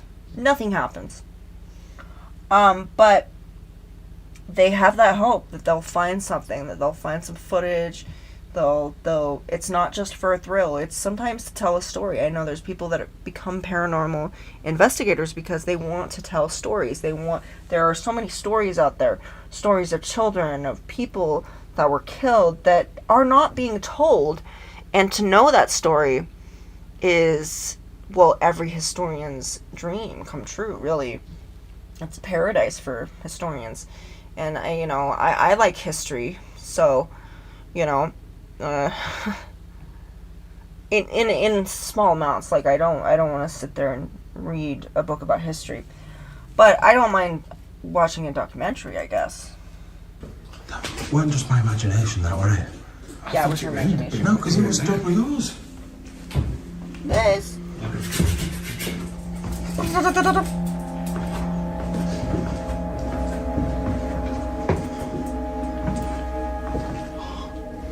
don't want to turn my back on this door. Or this door. Right? Hello? Hello? Hello? We're not secure. We're not going to do anything. We're not going to hurt you. Urban explorers. Just having a look round. The sound of footsteps bolting down the stairs quickly caught Matt and Andy's attention. It's fine. We're just causing trespassing. so much It's bother. fine. What the f***? Just causing so much bother. What the f***? Bear stood on the stairs shaking, seeming to be aware that they were not alone. The guys searched several rooms, trying to find who or what could have caused that sound. They eventually thought to check the GoPro that was strapped to Bear's back, but when they did, they made a bone-chilling discovery. We're now both sat in this bedroom with Bear as well. If he starts barking or doing anything, I'm going to f***ing leg it through that. I'm going to break that door down. Stood there looking. He hadn't even got a camera on at this moment either. Right, we need to show you something on this camera, because this camera's in my hand. Of what that's he's my just seen. camera. And I haven't looked I at have all that the camera. footage yet. I've just seen one thing and it has chilled me. It has proper chilled me. Look at this. Right, it's about 20 seconds or so from now. So he's walking around that bedroom. Can you see? I can just see, yeah. We'll see better when we look at the footage properly, but look, in a second, in about 2 seconds, look under the bed in a sec. When he turns back round towards the bed, there's an hand there, and he shits himself. He absolutely shits himself.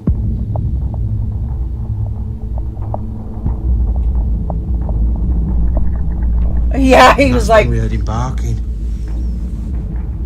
He went, What? so he wasn't hurt. So there was somebody in here. 100% there was somebody in here. How come we never heard him or seen him? What if they've been laying under bed, dead still?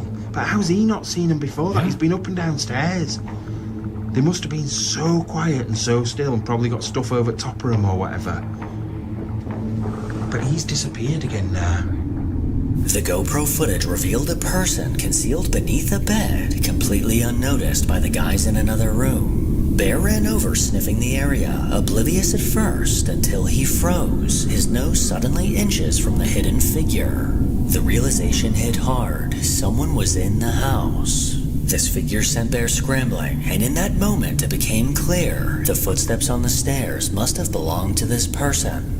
Matt, Andy, and Bear were extremely lucky that this person didn't have any sinister intentions, as they were clearly squatting in this abandoned house, familiar with its layout, while Matt and Andy were not. Luckily, the duo made it out of this situation alive, and were even able to joke as they continued to explore. Oh no. What is it? Is it a chair? It's a chair. An old chair. Is there anything in these drawers? It's in his head. Oh no. Don't, because I could see it. Looking at the wall as well behind you. It's like a scene out of a horror film, isn't it? Oh, It's yeah. Yeah. Someone shredded it, looks like. Number 6. Just over a year ago, a woman named Rose and her husband took the...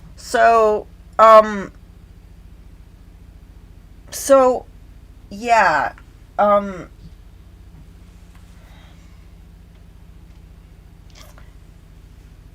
that's a little bit weird because firsthand, they're alone, right? There's nobody around. And when they get to the top of the stairs, they hear someone going down. There could have been, I guess, enough time for them to get there and kind of just go, okay, let me hide under here. But why would someone run down the stairs really quickly and then hide under a bed? I mean, unless it's like some crazy person, I don't know. I mean, but it also is a little bit weird that when they said, hey, hello, are you there? They didn't say anything. And that hand was not quite right. It was very pale. And then I saw something that kind of resembled human skin. Like it was kind of red over here. It looked like a neckline, possibly. So I was thinking maybe that it was a person, but with a farmer's tan, maybe. I don't know. I don't know what to say. I would have to see like the entire video and actually look at it and say, yeah. And I highly recommend them because they're very funny, and they are urban explorers, and I don't think they always have permission to get on to go where they're going, but I haven't seen them like put themselves in like danger. I haven't seen them destroy anything. I think they've been very respectful as far as, you know, that they're just really exploring, and I don't think they're harming anyone. Some of these houses, as I said, I would recommend, if you're gonna go urban exploring, is make sure that it is a safe area. You know, make sure that you know the layout first. You know, make sure that you remove obstacles. So when you are filming, and you can let other people know, if you also take someone with you, take a couple of people with you, because you never know. You never know these situations. That's why they're together. But you never know in these situations that you might need somebody else to help you out.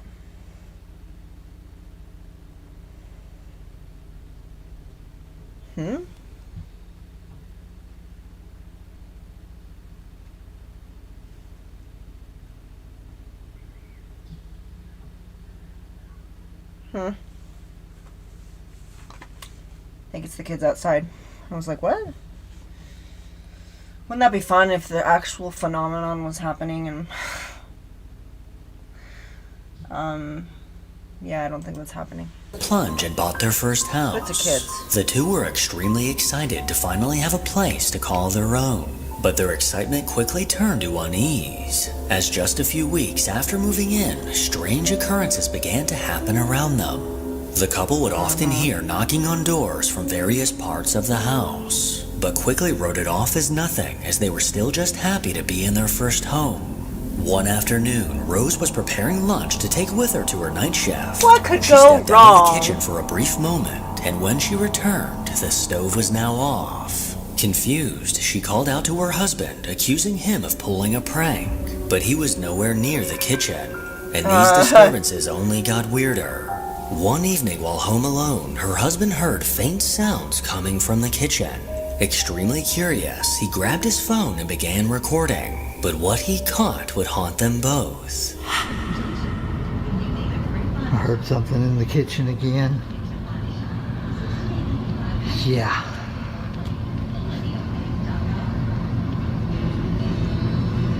Looks like the cup ghost is out and about.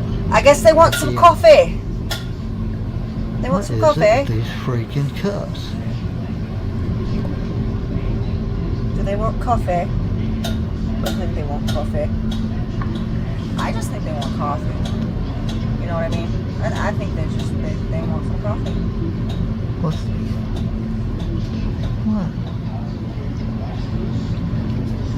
Oh, The heck? What just happened? Why didn't you see that? At 662-671-8688 What just happened? for more information. Thanks everybody for helping our local kids. Huh? There's power in I don't know what happened. power in community. That's the This is getting ridiculous. Citizens National Bank. Member FDIC.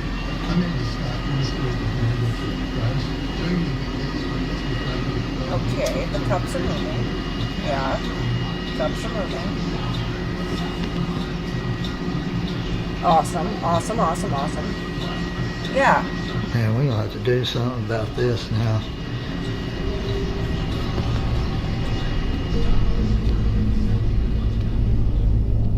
After hearing something in the kitchen, he cautiously walked over, only to find two mugs mysteriously swinging back and forth. He stood there confused, simply watching these mugs move and wondering why they weren't losing momentum. But as he stared ahead, the cabinet above them slowly began to open on its own. The sight of this sent him reeling back in fear. And when he re-entered the kitchen, the mugs were somehow still moving. Since this day, things have gone quiet in the house with no further activity. But this couple can't help but question who or what was causing these eerie events.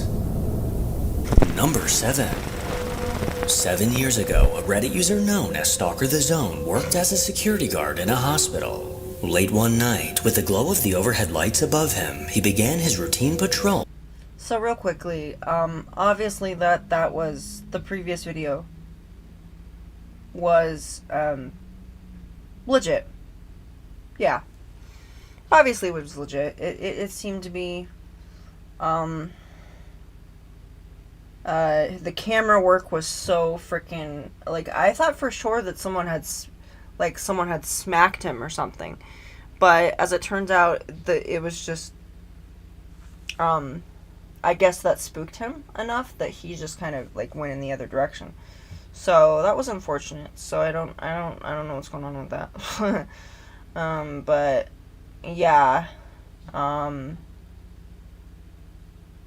don't know personally what would happen if actually a cabinet opened on me, but I can tell you that I have had this experience, and it's this experience that I've always had. So, and I'm getting it a lot lately. So I'll be doing whatever I'm doing, and you know, I'll be going like this, and you know, and my peripheral vision, so this right here, it sees movement. And sometimes I'll just be going like this, and I will actually see solid objects. I will see somebody walking. I I have seen shadows in the back of my eye. I have seen all of that. And I have seen that, and I will just turn around and be like, what? And the first time that this happened, I think I was about, I don't know. Oh no, it's 20 something. I don't know. I did it, and I thought I saw the Crooked Man from The Conjuring 2. And I saw a shadow, and immediately an image came to my mind. I thought I saw the Crooked Man, and he was just standing there, smiling like this, and I turn around, there's nothing there. I thought, maybe it's an overactive imagination, that I did that. I was like, maybe I shouldn't watch horror movies. Don't ever do that to yourself. Don't deprive yourself of horror movies. That's horrible. So I did. Kinda. Sort of. Not really. But it scared the shit out of me. It really did. It really did. And, so the next time I went to my Graham's apartment. Now, I don't know anything about my Graham's apartment. They're a nice apartment complex. I don't know if there's been people that have died in that apartment complex, but she had just moved in there. And I came to visit her, and she's on like the second floor. So I go to the second floor, and there was a flight of stairs that you go. And I thought, let me take the stairs. There was just something not quite right about those stairs. The first thing that I felt was, I felt like something, like just something gnarly and gargoyle-ish and just pure evil was there. I felt like something was watching me and something did not want me there. And the air was thicker in there. And I thought to myself, this is so cliche. This is so I'm going. And I remember being so relieved to be out of that staircase. Because I felt like something, whatever was there, just was not good. It was not a good entity. And I felt like it was just, waiting for, for the chance, to make a move of some sort. But, I felt like something was holding it back. And I remember, just like saying a prayer and that kind of thing, because I was somewhat religious at that time. And I remember going to return to my Graham's apartment, and I turn around, and I kind of tilt my head a little bit. All I know is I saw, right here, I saw a figure going like this. Kind of almost like an old Western star, with the feet out and curved legs. And whatever it was aggressive. It was an aggressive stance. It was the body language of whatever this entity was not good. It was like, mess with me and I'll follow you. Mess with me and I'll go after you. And I whipped around and looked around, and I went like this, and I was like, what are you, and there was nothing. Of course, there was nothing there. But how many times can we blame this on an overactive imagination? How many times can we blame this on, oh, I had seizures, or I have schizophrenia, or I have a mental illness, or like how many times are they going to tell us that it's just our imagination? Because if that were the case, can you imagine? I mean, if oh my gosh. Yeah. First of all, if it was schizophrenia, I wouldn't be having this much fun. And I wouldn't be, I think there would be, you know, me questioning myself to see if what's reality. And I think you go through those steps of, is this reality? Is this whatever it is? And there are some people in my family that I just can't talk about it because they, you know, they accept that I have a gift, but then they're just, how do I put it? They're narrow-minded. Like, they choose to remain ignorant. They make jokes out of things, you know, like, and it's just like, not everything's a joke, you know, not everything's cute, not everything's funny, not everything is some big game that I'm playing, you know. I don't play games. I'm not trying to be cute. I'm not trying to be funny.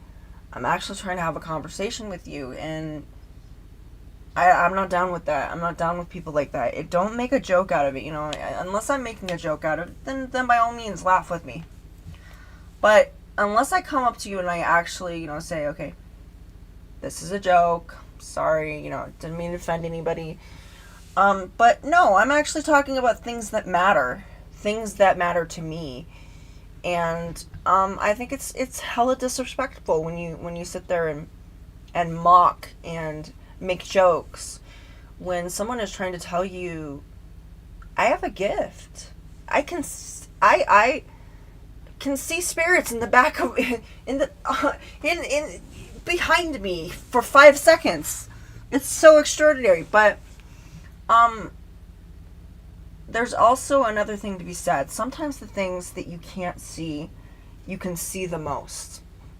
So sometimes it goes down to what you see in your heart and what you see in your mind.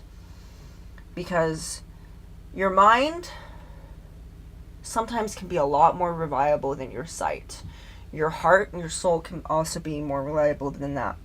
So don't let people make you feel bad or demonize it or try to tell you that, oh, that couldn't have happened, because, you know, you're going to find yourself in a situation where you're just not happy with your life. And, you know, I love when people, they find it in themselves that they can actually embrace that part of themselves, and they don't have to demonize it. They don't have to dumb it down. They don't have to simplify themselves, water themselves down, and try to compromise themselves and live with half a soul, denying their shadow because they've been told that it's wrong, that's evil. Your shadow is a fucking part of you. If you deny it, you're denying yourself. And just because you see shadows does not mean that you are evil, okay? Sometimes it freaks me out too. I will come in and I will see a shadow. And I will be, you know, obviously I know something physically isn't there. So I can't just like physically touch it and do that. But I know something is there. I know it. My mind sees it. But my eyes are not like going, oh yeah, it's there. No, I know there's people that can just see spirits like up front. But I see it with my mind. My mind's eye sees it. And it can be terrifying when you see your most trusted spirits look like freaking shadow demons, you know? You're just like, ah! And it's a trip, I tell you. And I can tell you, best thing is just to ask who it is, you know, just ask who it is. Just say, hello, who are you? You know, what are you doing here?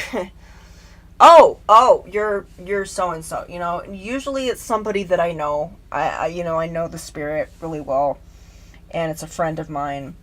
You know, I make friends with all of my spirits, so, you know, and as long as they respect my boundaries and they don't hurt anybody in my home or hurt me, that they're more than welcome to be here. And, you know, people are like, well, be careful for who you bring into... Well, no shit. I'm careful about who I bring into my home. I'm not purchasing fucking Dybbuk boxes online. I've thought about doing that, but then I'm like, I'm not that stupid. You know, first of all, why would you sell that on eBay? Why? I don't even know if it's a real thing, but I've heard, you know, I rather like watch reading the descriptions more than anything else, because the descriptions on eBay are fire, man. Yeah, let's finish this. Through the building's countless hallways. Nothing seemed out of place until he passed a hallway and, without thinking, noted a wheelchair sitting to his left. Sometime later on his next patrol, something stopped him in his tracks. The hallway was the same, but the wheelchair was not. It now sat to his right, in a totally different spot than before. A chill crept down his spine as he realized he wasn't alone. And it was then that he decided to start recording.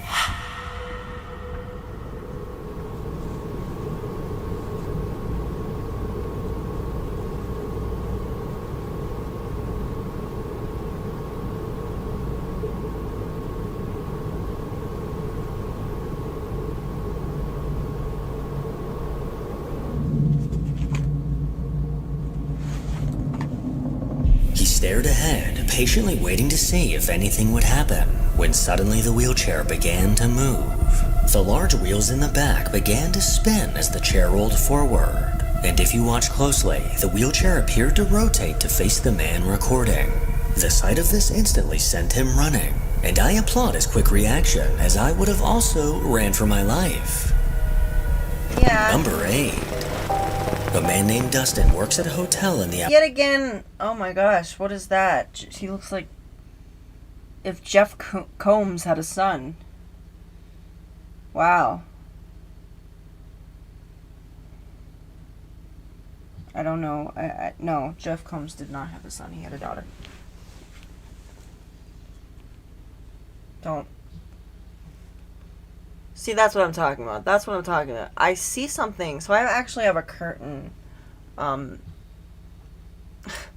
actually have a curtain. That kind of divides, my room. And, it gives me a little bit of privacy. So, just extra privacy, you know. So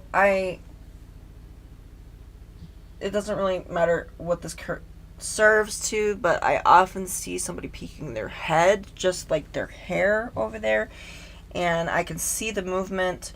Now, not too long ago, I remember I placed, I believe I placed a Raggedy Ann doll. He was having some issues in his home before. Yes, he's haunted. His name was Edward. Oh, don't get angry at me. Do not get angry with me. Yeah. Sit your ass down. Yeah, he's trying to start shit with me. He has actually been really quiet, because he has a mini Raggedy Ann to help him. Her name's Grace. So we got Grace and Edward, and as soon as they got together, they've been inseparable. They do not want to be apart, and they want to be everywhere together. I can't seem to separate them, and I don't want to. You know, I don't want to see what happens if I don't want to piss them off for no reason. But I did that, and every single time I turned my head, there was something that just kept going like this. Like this, over and over and over again, and I said, please, just... whoever this is, just fucking stop that. Okay? It's not funny. It's not cool. Just stop. I told them that. I was just like, just stop it. Nobody cares. You know, nobody cares. No. Yeah, that's how I address my spirits. That's how I do it. I'm so loving. And yet again, more movement over there. And lately, there's been a thing that they've liked to do, is they like to make black smoke. That's really fun. So, I don't have a lot of black in my room. In fact, it's mostly white. So, it's horrible. Yeah, and I've been seeing, like, it looks like a fly, but there's no flies anywhere. So, yet again, I question my sanity. So, yeah. Dustin. I knew a Dustin. Appalachian Mountains. It's not uncommon for him to experience strange things while working alone at night. And for the last year, he's documented his unsettling experiences on TikTok.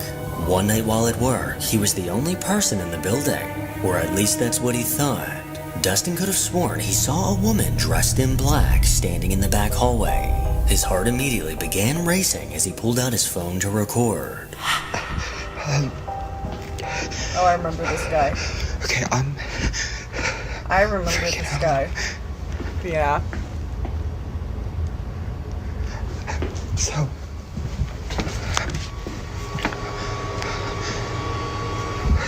I was in the back hallway, and I was just walking through, and there was somebody back there.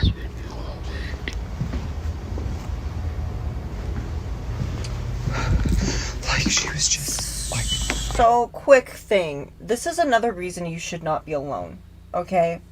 I happen to know, there was a woman who... I didn't know the woman personally, but I knew her cousin, her first cousin, which sounds so legit. I didn't know her, but I know her first cousin. That sounds like such a white Instagram response, but I was very moved by the story, and this woman actually went to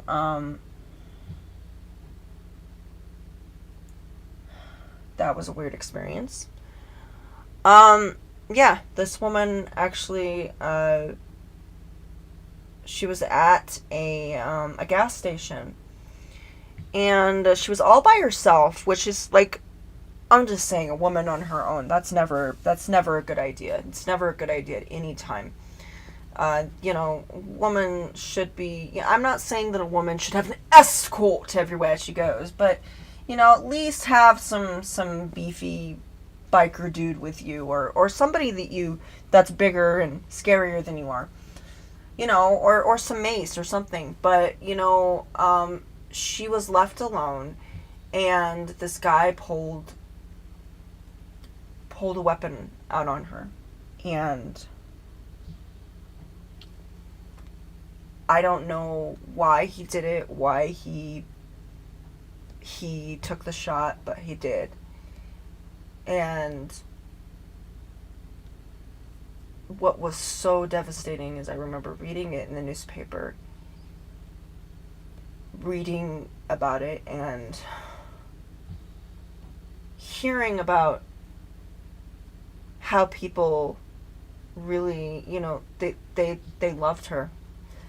And the people that, so I went by this old folks home, and this lovely woman that I would greet, and we would talk, and we would hug, and I would just visit her, and she was just a lovely lady. I would go visit her at the old folks home, and it was really nice. She seemed very out of place there, you know, very out of place. And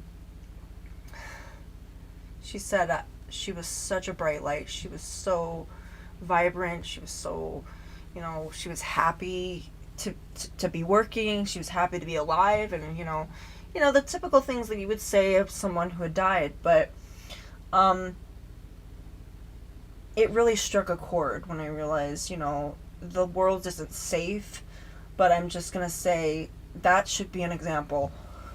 Don't be alone. Don't be alone. I don't care who you have to call.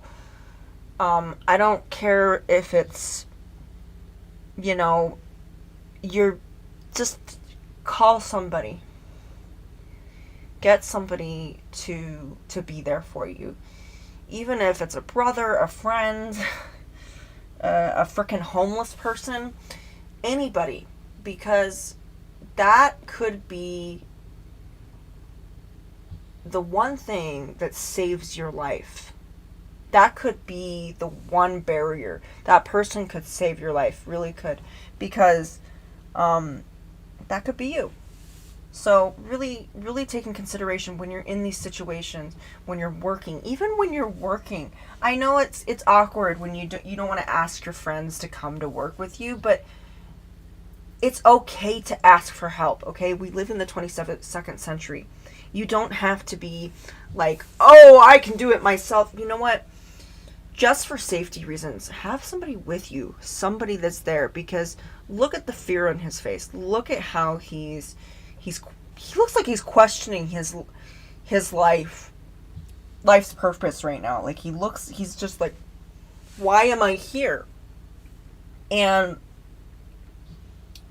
if you're in a situation where you're questioning why you're someplace, and you know, and constantly they're saying, I'm alone, I'm alone, I'm alone, I'm alone, I'm alone. Nobody needs to be alone, okay? If you need to call upon Satan himself to protect you, do so. I don't care who you call upon. But get somebody that can for sure protect you. Whatever your higher power is, and whatever is effective to actually scaring potentially, you know, especially in a spiritual way. If you know that there's a spirit that is particularly pesky, have other spirits. Who do you think is going to protect you? A person, a priest that may or may not know what he's doing? A pastor that may, that might give you a few tips? Or are you going to trust a spirit who actually understands that perspective and understands, you know, if you're going to have a spirit if you're going to take care of a spirit, why not call upon another spirit to do it? It's just, you know, it's like, if, there you go. And that's what I'm saying. I'm saying, if you ever want that, this goes for anything. If you're going to curse somebody, if you want something, have them handle it, okay? I don't care who you're calling upon. If you're calling upon Slender Man, you're calling upon the Boogeyman, you're calling upon Bloody Mary to frickin' protect you, get something that's fucking terrifying that's going to protect you. You need protectors. I have protectors. I have spirits that protect me constantly. I have a system down where if somebody wants to do me harm, they are not allowed in my space. They are not allowed in this house. They are not allowed through that door. They're not allowed in any of the doors. Not even the frickin' windows, okay? They're not allowed. At all. So, if there is a spirit that's messing with me, I will tell them to knock it off. And I can tell you, as I was talking about this, I felt somebody touch my hair, like ruffle my hair, and the hair on my arm actually moved. It actually moved. That happened like 5 minutes ago. She was just standing there, but she's right there. She was right behind you. It was like back there. She is right behind you. Oh my gosh, she was right behind you. She's right there again. How is he not seeing that? She is freaking stalking you, man. She's getting her some man meat tonight. Oh gosh. She be stalking you. She was in... Did you not see that? Okay, I know I'm not crazy though, because I found the picture. There we go. Okay. So, we'll see let's see what's going on. Dustin walked this. through the building, trying to remain calm. Let's go back. So let's look at this. Okay. So, I'm gonna make this a little bit bigger. Obviously, I'm gonna make it bigger. I don't know what happens when I make it bigger. I don't know.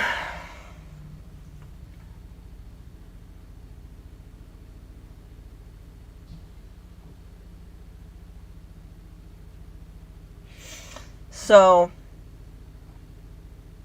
that just looks like Grandma. That just looks like Slenderina, actually. First of all, if I saw this behind me, I would be very, like, to be fair, she does make me feel a little creeped out. She gives me a little bit of nausea.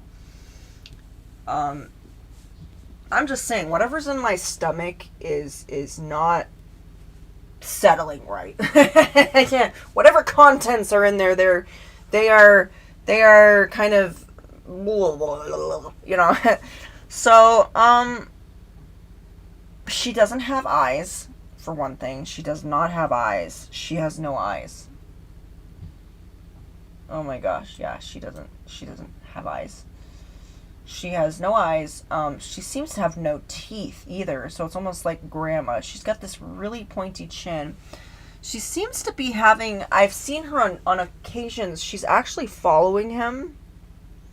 And I see her pale face and the contrast of her hair. So, I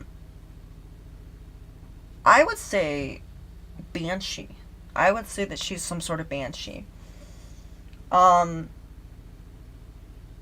She seems to be kind of just like smiling a little bit. She's kind of like, "Hi, how you doing, son?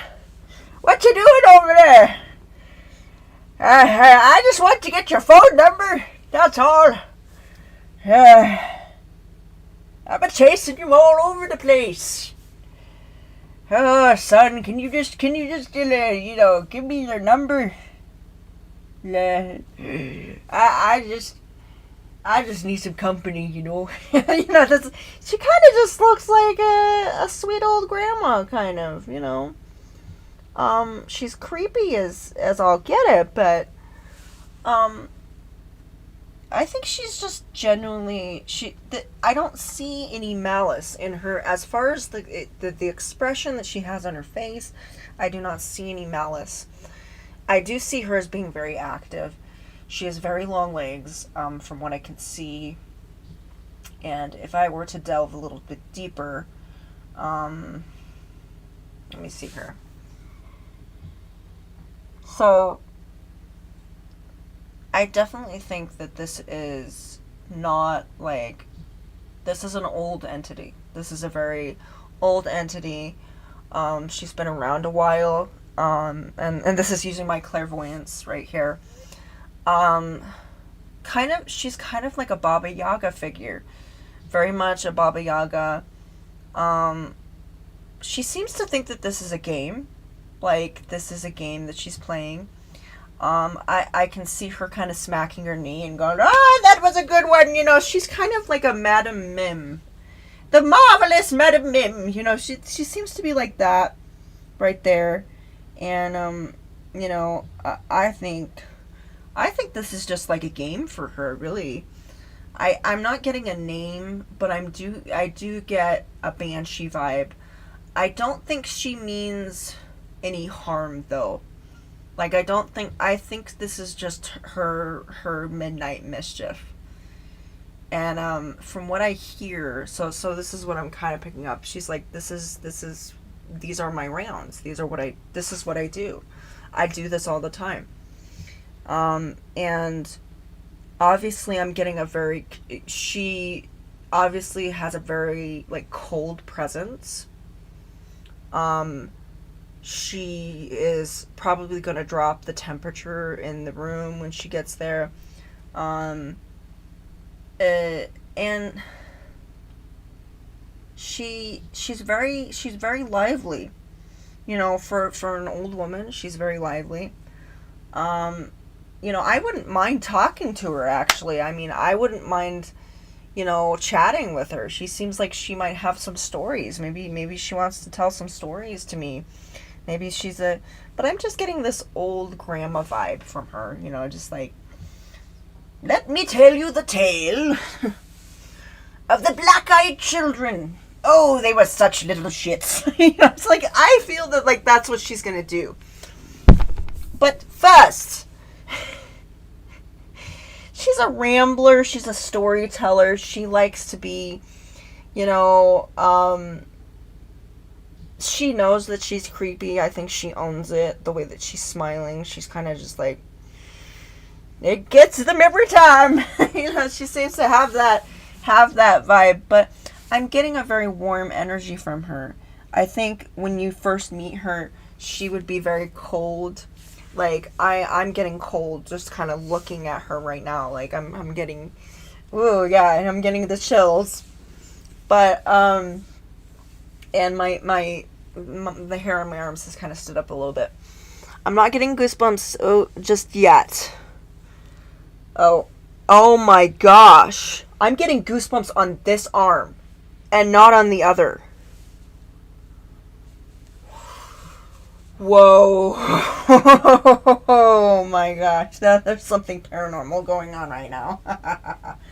I can see this.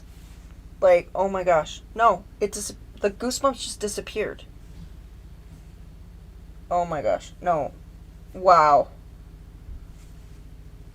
I don't know how to explain that. Like, I have never just gotten in goosebumps individually on just one arm. So, yeah, I feel that she has a cold presence, a very cold presence, but once you get to know her, she's very warm and friendly. She tells you stories. She's very flexible. So that might be a little bit unearing. I'm getting, let me see. A Margie. So I think she's a Marge. She's a Marge. I think she's a Marjorie. She's kind of you know, she's been through a lot. And this is how she kind of gets her kicks. She gets her kicks by doing this shit, you know. She's down for it. And this poor man, though. Marjorie, you need to stop. You need to stop doing that, man. This is silly. She's just laughing at me. That's great. Dustin walked through the building, trying to remain calm as he explained what he saw. But as he stepped through a doorway, a dark figure can be seen behind him. This ominous figure was dressed in black, with long dark hair covering its face. Up. Despite walking directly past it, Dustin didn't seem to notice its presence. He then made his way to the back, but as he turned a corner, this horrifying figure was once again directly behind him. Its pale face turned in his direction, with an unnaturally large grin and hollow eyes looking towards him. Just as before, Dustin remained oblivious to this ghastly presence. This face instantly gave me chills, as it's one of the scariest things I've seen in a while. And after this video, Dustin better demand a raise, because what the f*** is that? Make sure to follow me on Instagram to hear more from your boy. As always, if you enjoy these creepy videos, then make sure to give it a thumbs up and subscribe to see more videos like this.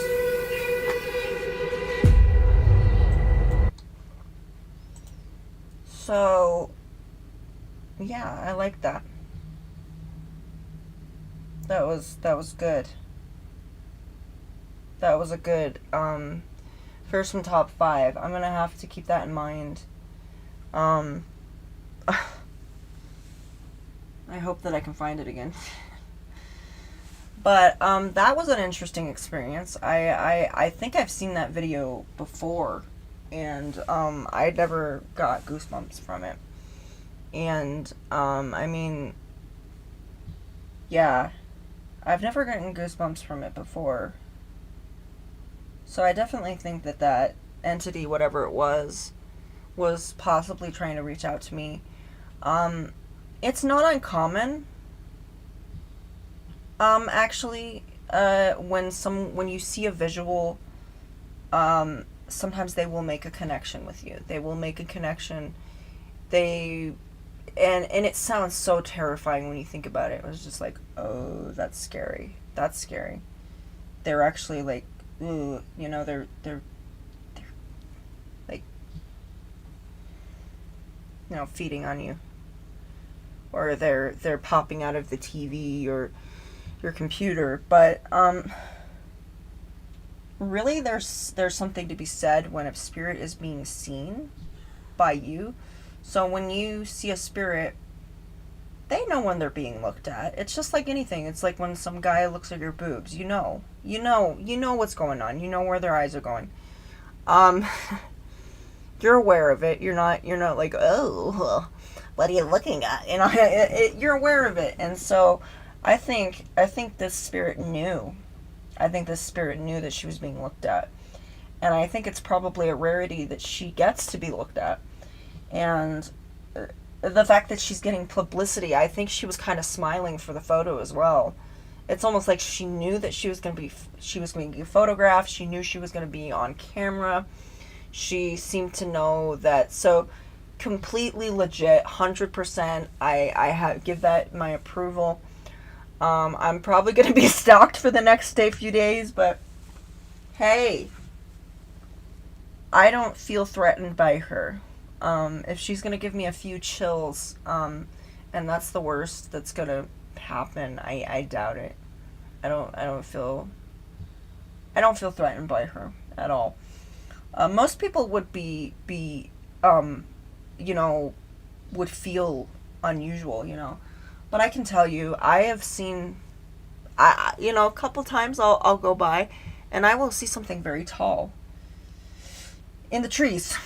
And it will look like Slender Man. So I've seen Slender Man here and there, not a lot, but I've seen him around.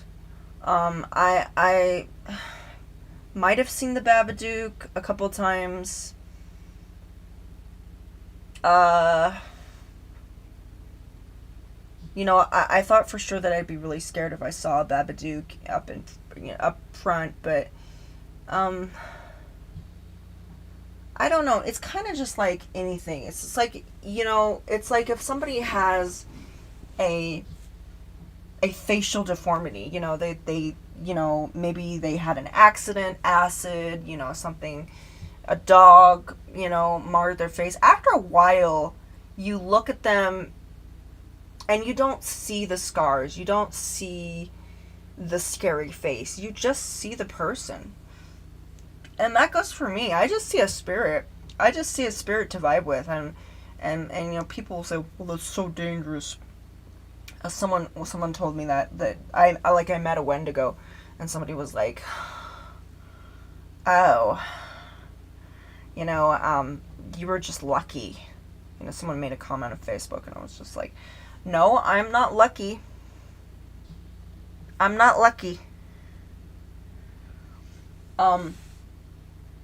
I'm smart. Yes, I'm smart. I don't pull out a Ouija board and try to, or go to the most haunted location. I don't endanger myself, because I'm aware that whatever I purchase and whatever I go out, it has the potential of following me home. I am aware of that. And my need for thrill isn't more important than my safety. My safety is more important, and my family's safety is more important for me. I do not want to endanger myself or someone else. And I know that spirits won't mess with me, but I know that spirits have the capability of messing with other people. And I don't want to be responsible for that, obviously. If there are spirits that are protecting me, I'm not responsible for what they do. If they're freaking messing with you, and you didn't do anything wrong, yeah, tell me about it. But there's probably a reason why my spirits are messing with you, because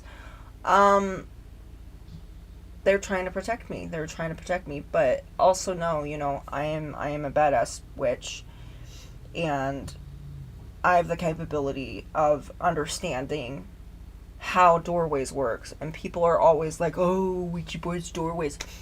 Anything is a doorway, okay? Your mind is a doorway. Your vision is a doorway. If you look at it, there are some images of things that you can just look at and instinctively get a connection with them. There are places that you don't want to go, because if you do, something might follow you home. And there's a lot of precautions you want to take. You don't want to be super paranoid, but you also have to know that spirits don't see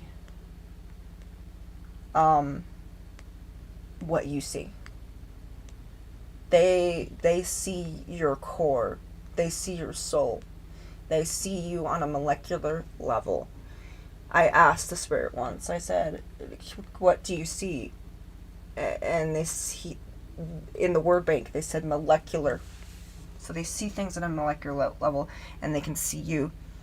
And if they can do that, then please beware. Don't think that because you're strong and you've done something, you can just take on whatever's out there. Be safe. Be safe. But going back to the Wendigo thing, I just said, well, you were lucky. You know, you were lucky. No, I am smart. I had no reason, I had no problem setting her straight. I said, I'm smart. I am not a thrill seeker. I don't go out of my way and put myself in dangerous situations that could endanger me or possibly endanger the people that I care about. I don't do that. What I did is a Wendigo came to me, came to my home, came to me,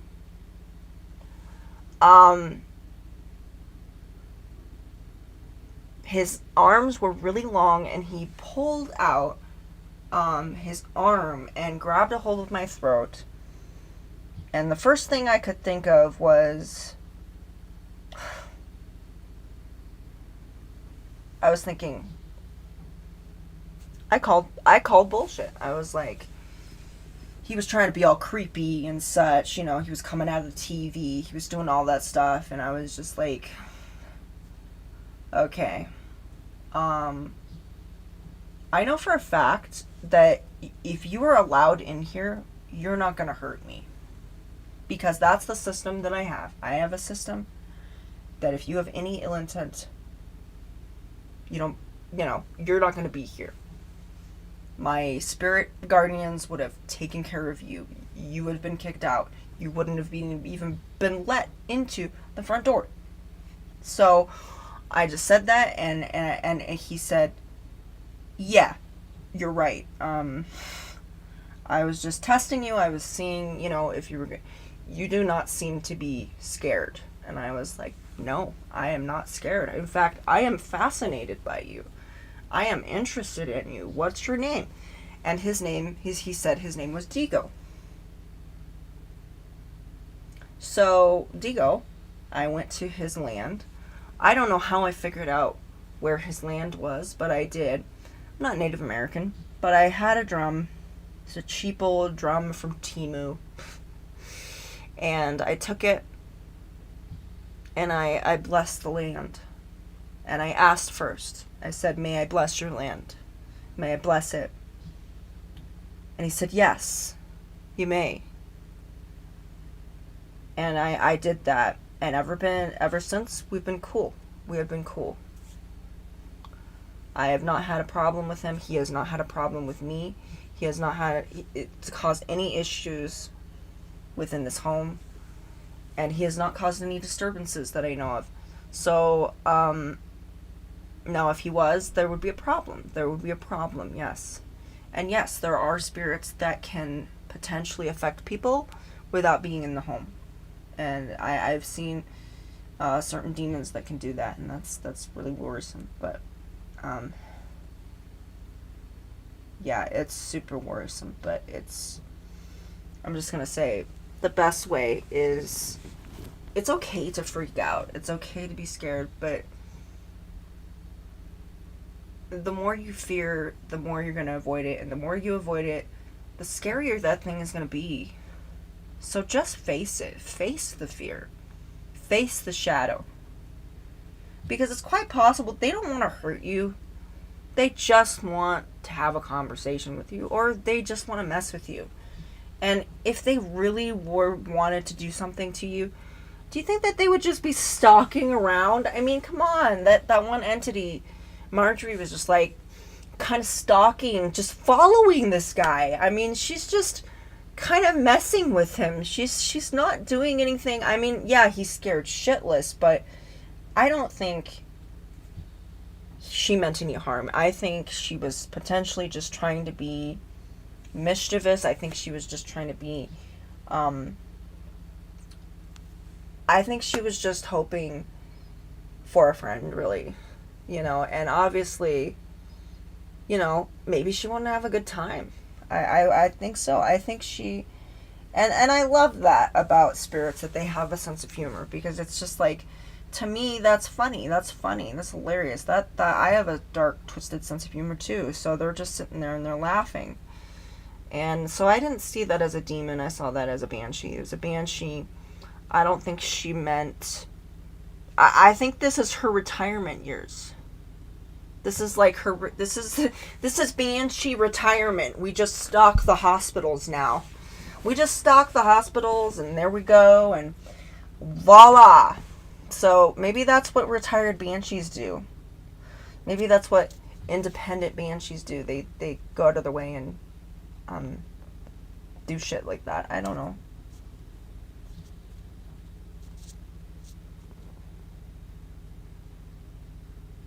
I have no idea. But I mean, if you guys...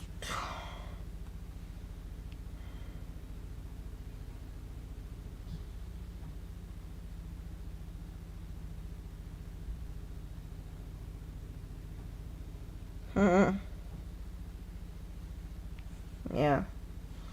But I'm always hoping that I might get some footage here and there, but I can tell you, yeah. There's been little curls of black smoke that have been going around my face. I don't know what that's about. I think that's just maybe messing around, maybe. I don't know. I'll figure it out later. Anyway, it's been great. This has been fun. I like this video. Yeah, it's been cool. And so ta-ta for now.